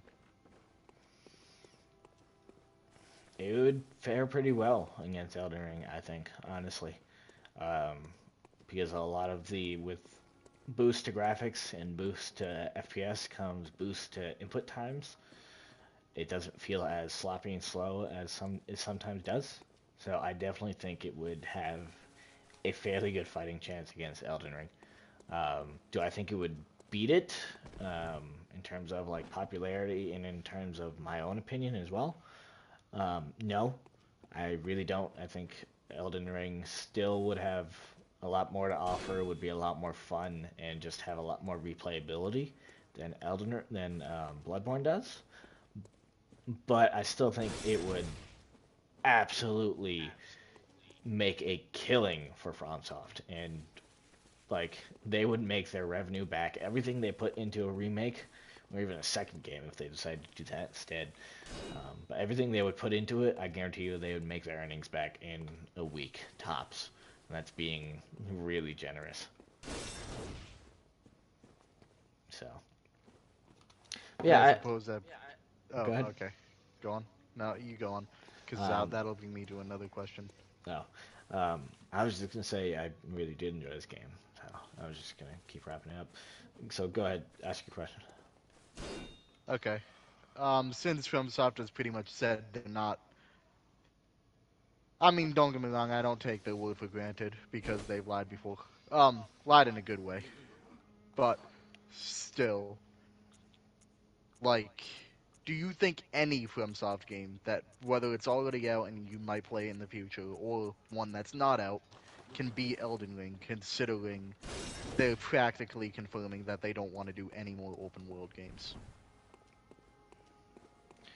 Could it be a brand new FromSoft game, or would it have to be a Yes. remaster from one of the Brand old ones? Either one. If it's a remaster of any existing Souls game, I don't think it would beat the popularity and the success of Elden Ring, because Elden Ring, it brought in a lot of new players to the scene. So I don't think people would play remasters of old games. And if they did, I think it would be too difficult for most people to properly enjoy. Um, I mean, me, I do enjoy raging, so that's kind of also why I've been enjoying this game, is because I gives me that opportunity to blow off a lot of steam. Um, but I don't think a lot of the player base would find it more enjoyable for a remake or remaster of any of the old games for Elden Ring. I don't think it would beat that. Now, a new Souls game, whether it's open world or not, would depend. There would be a lot of factors to depend on whether or not it would do better than Elden Ring. Release time, what games would be coming out around it, um, what the general player base of the gaming community likes at the time. There would be a lot of variables that would go into a new FromSoft game if it would be Elden Ring. Would it have a better storytelling scene than Elden Ring does? Because in Elden Ring, you can actually go out and go talk to things, talk to people, get more ideas and stuff like that. Where in a lot of Souls game, you kind of can't. Um, so it would depend greatly on how they did it when they released it. There'd just be a lot of factors into it, in my opinion. So, Uh, but I think it has a potential for them to release another game that is better than how good Elden Ring did. I do. Um, I definitely do think that they can do that. I would never say that they can't, because nothing's impossible in my eyes. I never thought I'd beat Bloodborne, and here I am. So I definitely think it is a possibility that they could release something that absolutely wipes the floor with Elden Ring. Do I think Night Rain will surpass Elden Ring? No. no, I Um, don't. I actually think Night Rain will be more of an indie title, Investing in more clear considering. storytelling would definitely help for whatever new release they have. Exactly. That's Yeah. like really a Um, good way to put it. but I mean, I think Night Rain will be more like DS2. I don't think it'll be hated. I still think it'll be a well-liked game. Yes. But I think that it's a very different step. Like, it's not a step in the wrong or right direction. It's just different. And I think the next game after Night Rain will, Go back to like, traditional Souls. no, not just that, but it will be better because of what Night Rain does to co-op. Or at Yeah. least that's what I'm hoping. Night Rain is Um, probably their poster child for how they're going to be handling multiplayer and Co-op in the co-op and future. all that stuff Yeah. from here on out. And So, that's what I'm hoping, that they do it in sessions or some shit. Because it's not just this game. Like, the only good game with co-op in it so far is Dark Souls 3, and even then, that's not even the co-op system. That's the invasion system, yeah. and how you can essentially like align yourself with a certain covenant or group and go out to war with the other groups. That's how that works, and I think that Yeah. that's really cool. That But that is from how you just explained. That is pretty cool. Um, and certain groups hate each other, like specifically. So it's like, Yeah. So I definitely do think new releases have the possibility to do better than Elden Ring, and honestly, I really hope they do. I hope Elden Ring doesn't just come off as FromSoft's best ever release. Nothing else will ever top it. I really hope every it's release they already have will always top the next because I mean that's what all of their releases kind of were. Bloodborne one, or sorry, not Bloodborne one. Fuck's sake, Dark Souls one well, came out and it did really well. And a lot of people it's loved it. The people who played it really liked it. And then Dark Souls 2 came out, and I feel like at the time Dark Souls 2 became better than Dark Souls 1, and then Dark Souls 3 came out, and so on and so forth. Bloodborne, and then Bloodborne became the fan child, and then Sekiro, and I Sekiro became wouldn't the fan even. child, and it just kept going like that. It was Dark Souls 3 after Bloodborne, but I get What what you you know mean. what I meant. You know what I'm Yeah, saying. like I And think actually it's like just. I don't even think it's like getting better per game. I think it's strictly based on like the person's interests, like as an that individual, too. and just like their vibe and like Combine the what they flexible prefer. difficulty of Elden Ring and a clear story would be a perfect package. Yeah, honestly, I do think so. I mean, Sekiro has a very clear story, but But it's that's like, extremely fucking difficult. well, in Bloodborne, right? I know you said parrying makes things easier, but like there are people who've beaten it without parrying on accident on their first playthrough, pretty much, Yeah. outside of some rare scenarios. See, Bloodborne parrying is just a suggestion. Sekiro parrying is a requirement. If you make it through that game without parrying, I will pay you money. I'll take that challenge. Do it. Fucking do it. I dare you. I dare you. Hesitation is defeat.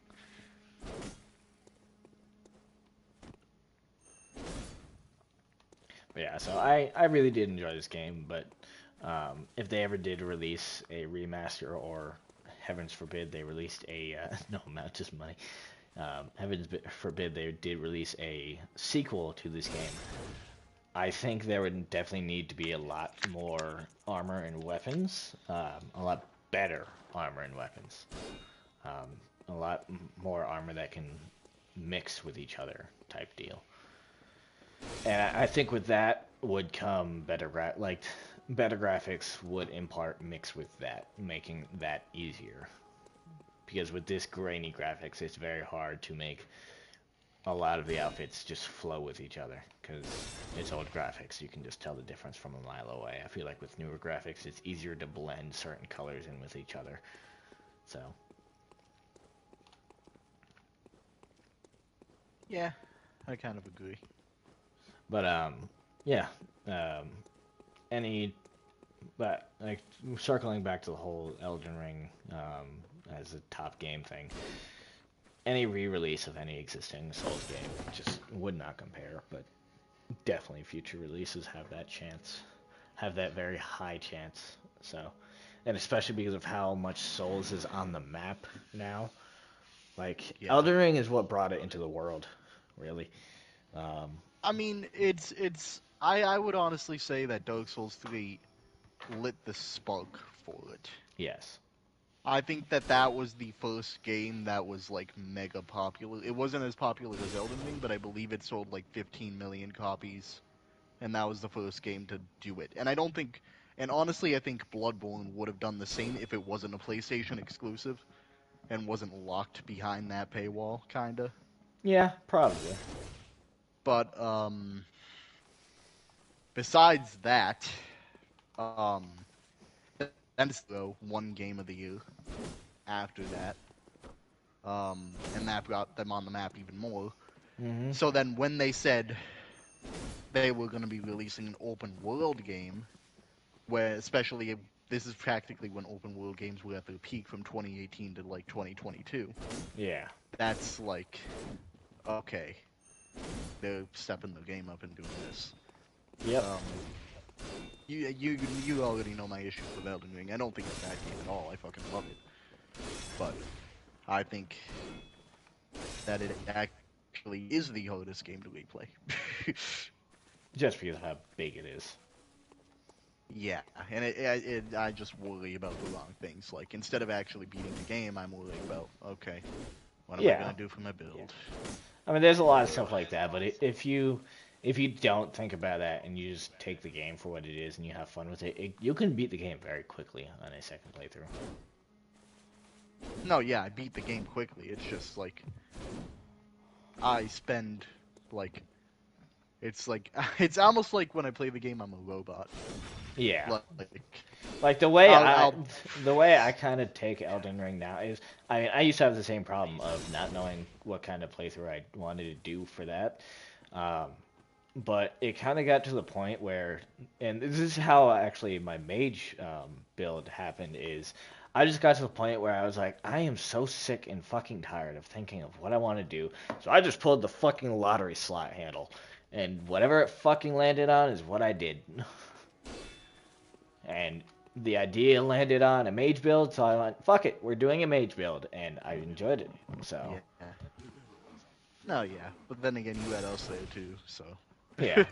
sure that would have been a lot different otherwise.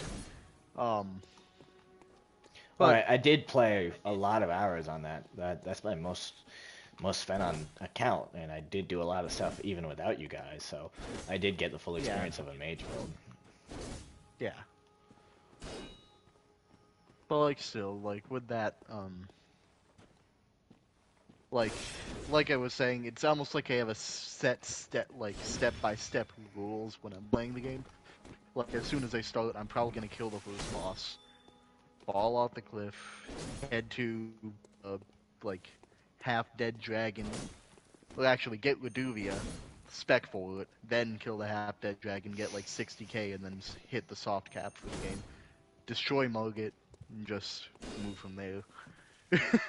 That's like kinda how it goes, and then do Rani side quests, maybe Volcano Man, and that's it for side quests. Maybe Fias as well. Anything that like has a super cool boss behind it. Yeah. Plus, I still haven't replayed the DLC since it came out, so Yeah, I'll probably be doing that because I'm gonna be starting another playthrough tomorrow. I did not tell you this, but I will never forget you killing Promise Cuts for Radon without us. me? What? No, me. Oh, him? Yeah. That's Like what Zombie said. Yeah. Yeah. But yeah, I plan on starting a new playthrough tomorrow. That's why I wanted to do this today, because I've been thinking about a new playthrough and been watching Elden Ring video. I've been in that mood again, and I've just been like, broke what fucking pact? Oh, you broke the pact of that time, yeah. Yeah, I get what you mean now. But yeah, I'm just in that mood again where I'm like, I really want to play Elden Ring. Yeah. I mean, like, with this game and why it's my favorite, honestly, is because I honestly think that in between boss fights, there's the least amount of annoyances most of the time. Not including, like, other shit, but, like, exploring an Elden Ring can get tedious sometimes. Dark Souls, holy Dark Souls. Don't get me wrong, second half of the game's fine. First half of the game, poison swamp, poison swamp, poison swamp. It's like, ah! Yeah, I'm specifically talking about Phelan Keep for zombie. Like, fucking S tier boss. But God, the area. I feel like I'd rather be walking through the fucking sewers. And it doesn't even help, like, even in Dark Souls 1, like, I'm playing it now, but the cursed bullshit? You know Deathblight in Elden Ring, right? Yep. So imagine you die to that. Cool, right? You just respawn. No, you respawn with half your goddamn health.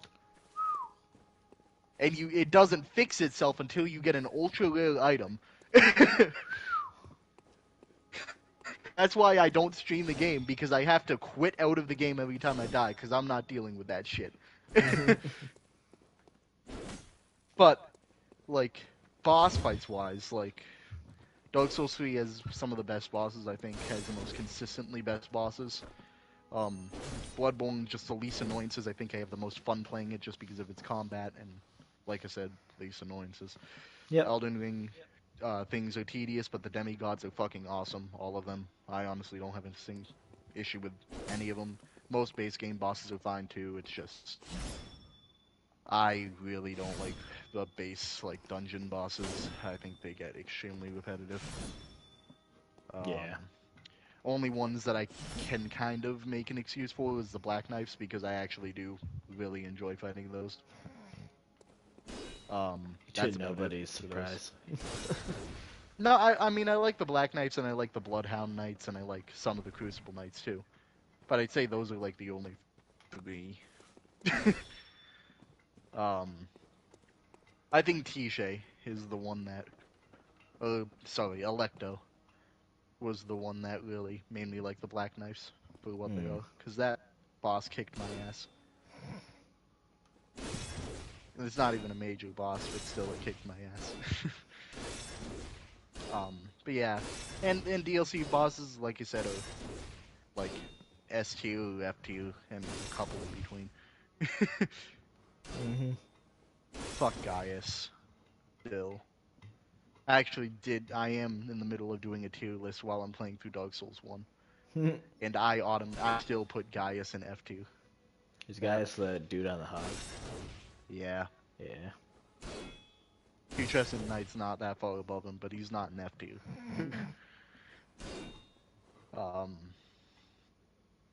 Yeah, though. I think there's, like, for every single game. Yeah. That's what the tier list is for. But, like, still, Gaius is one of the biggest issues. And I don't think that's gonna change. Which while we were doing those streams, I should add the TV as a fucking boss. Because that fucking... My TV just used to go on and off. In the middle of the fucking boss fights. Anyways, And I still we are need about, to go back. we're almost at 4 hours now, so I should probably wrap this up. Yeah. I hope you enjoyed my playthrough of Bloodborne for the first time ever. I probably will play through it again, just not stream it. I probably will never stream it again. I just wanted to get the first time experience out of the way. I know Jacob enjoyed watching me suffer and enjoy the game as well. Whether or not he was proud of me at certain moments or disappointed is up to him, as I don't really care. But I did enjoy the game. Overall, I give this game a 8 out of 10. Very much deserving of its praise, but has its issues. And yeah, I hope you enjoyed watching me get my head slammed in for 10 episodes. So, until next time, and until the next game, I will bid you all adieu.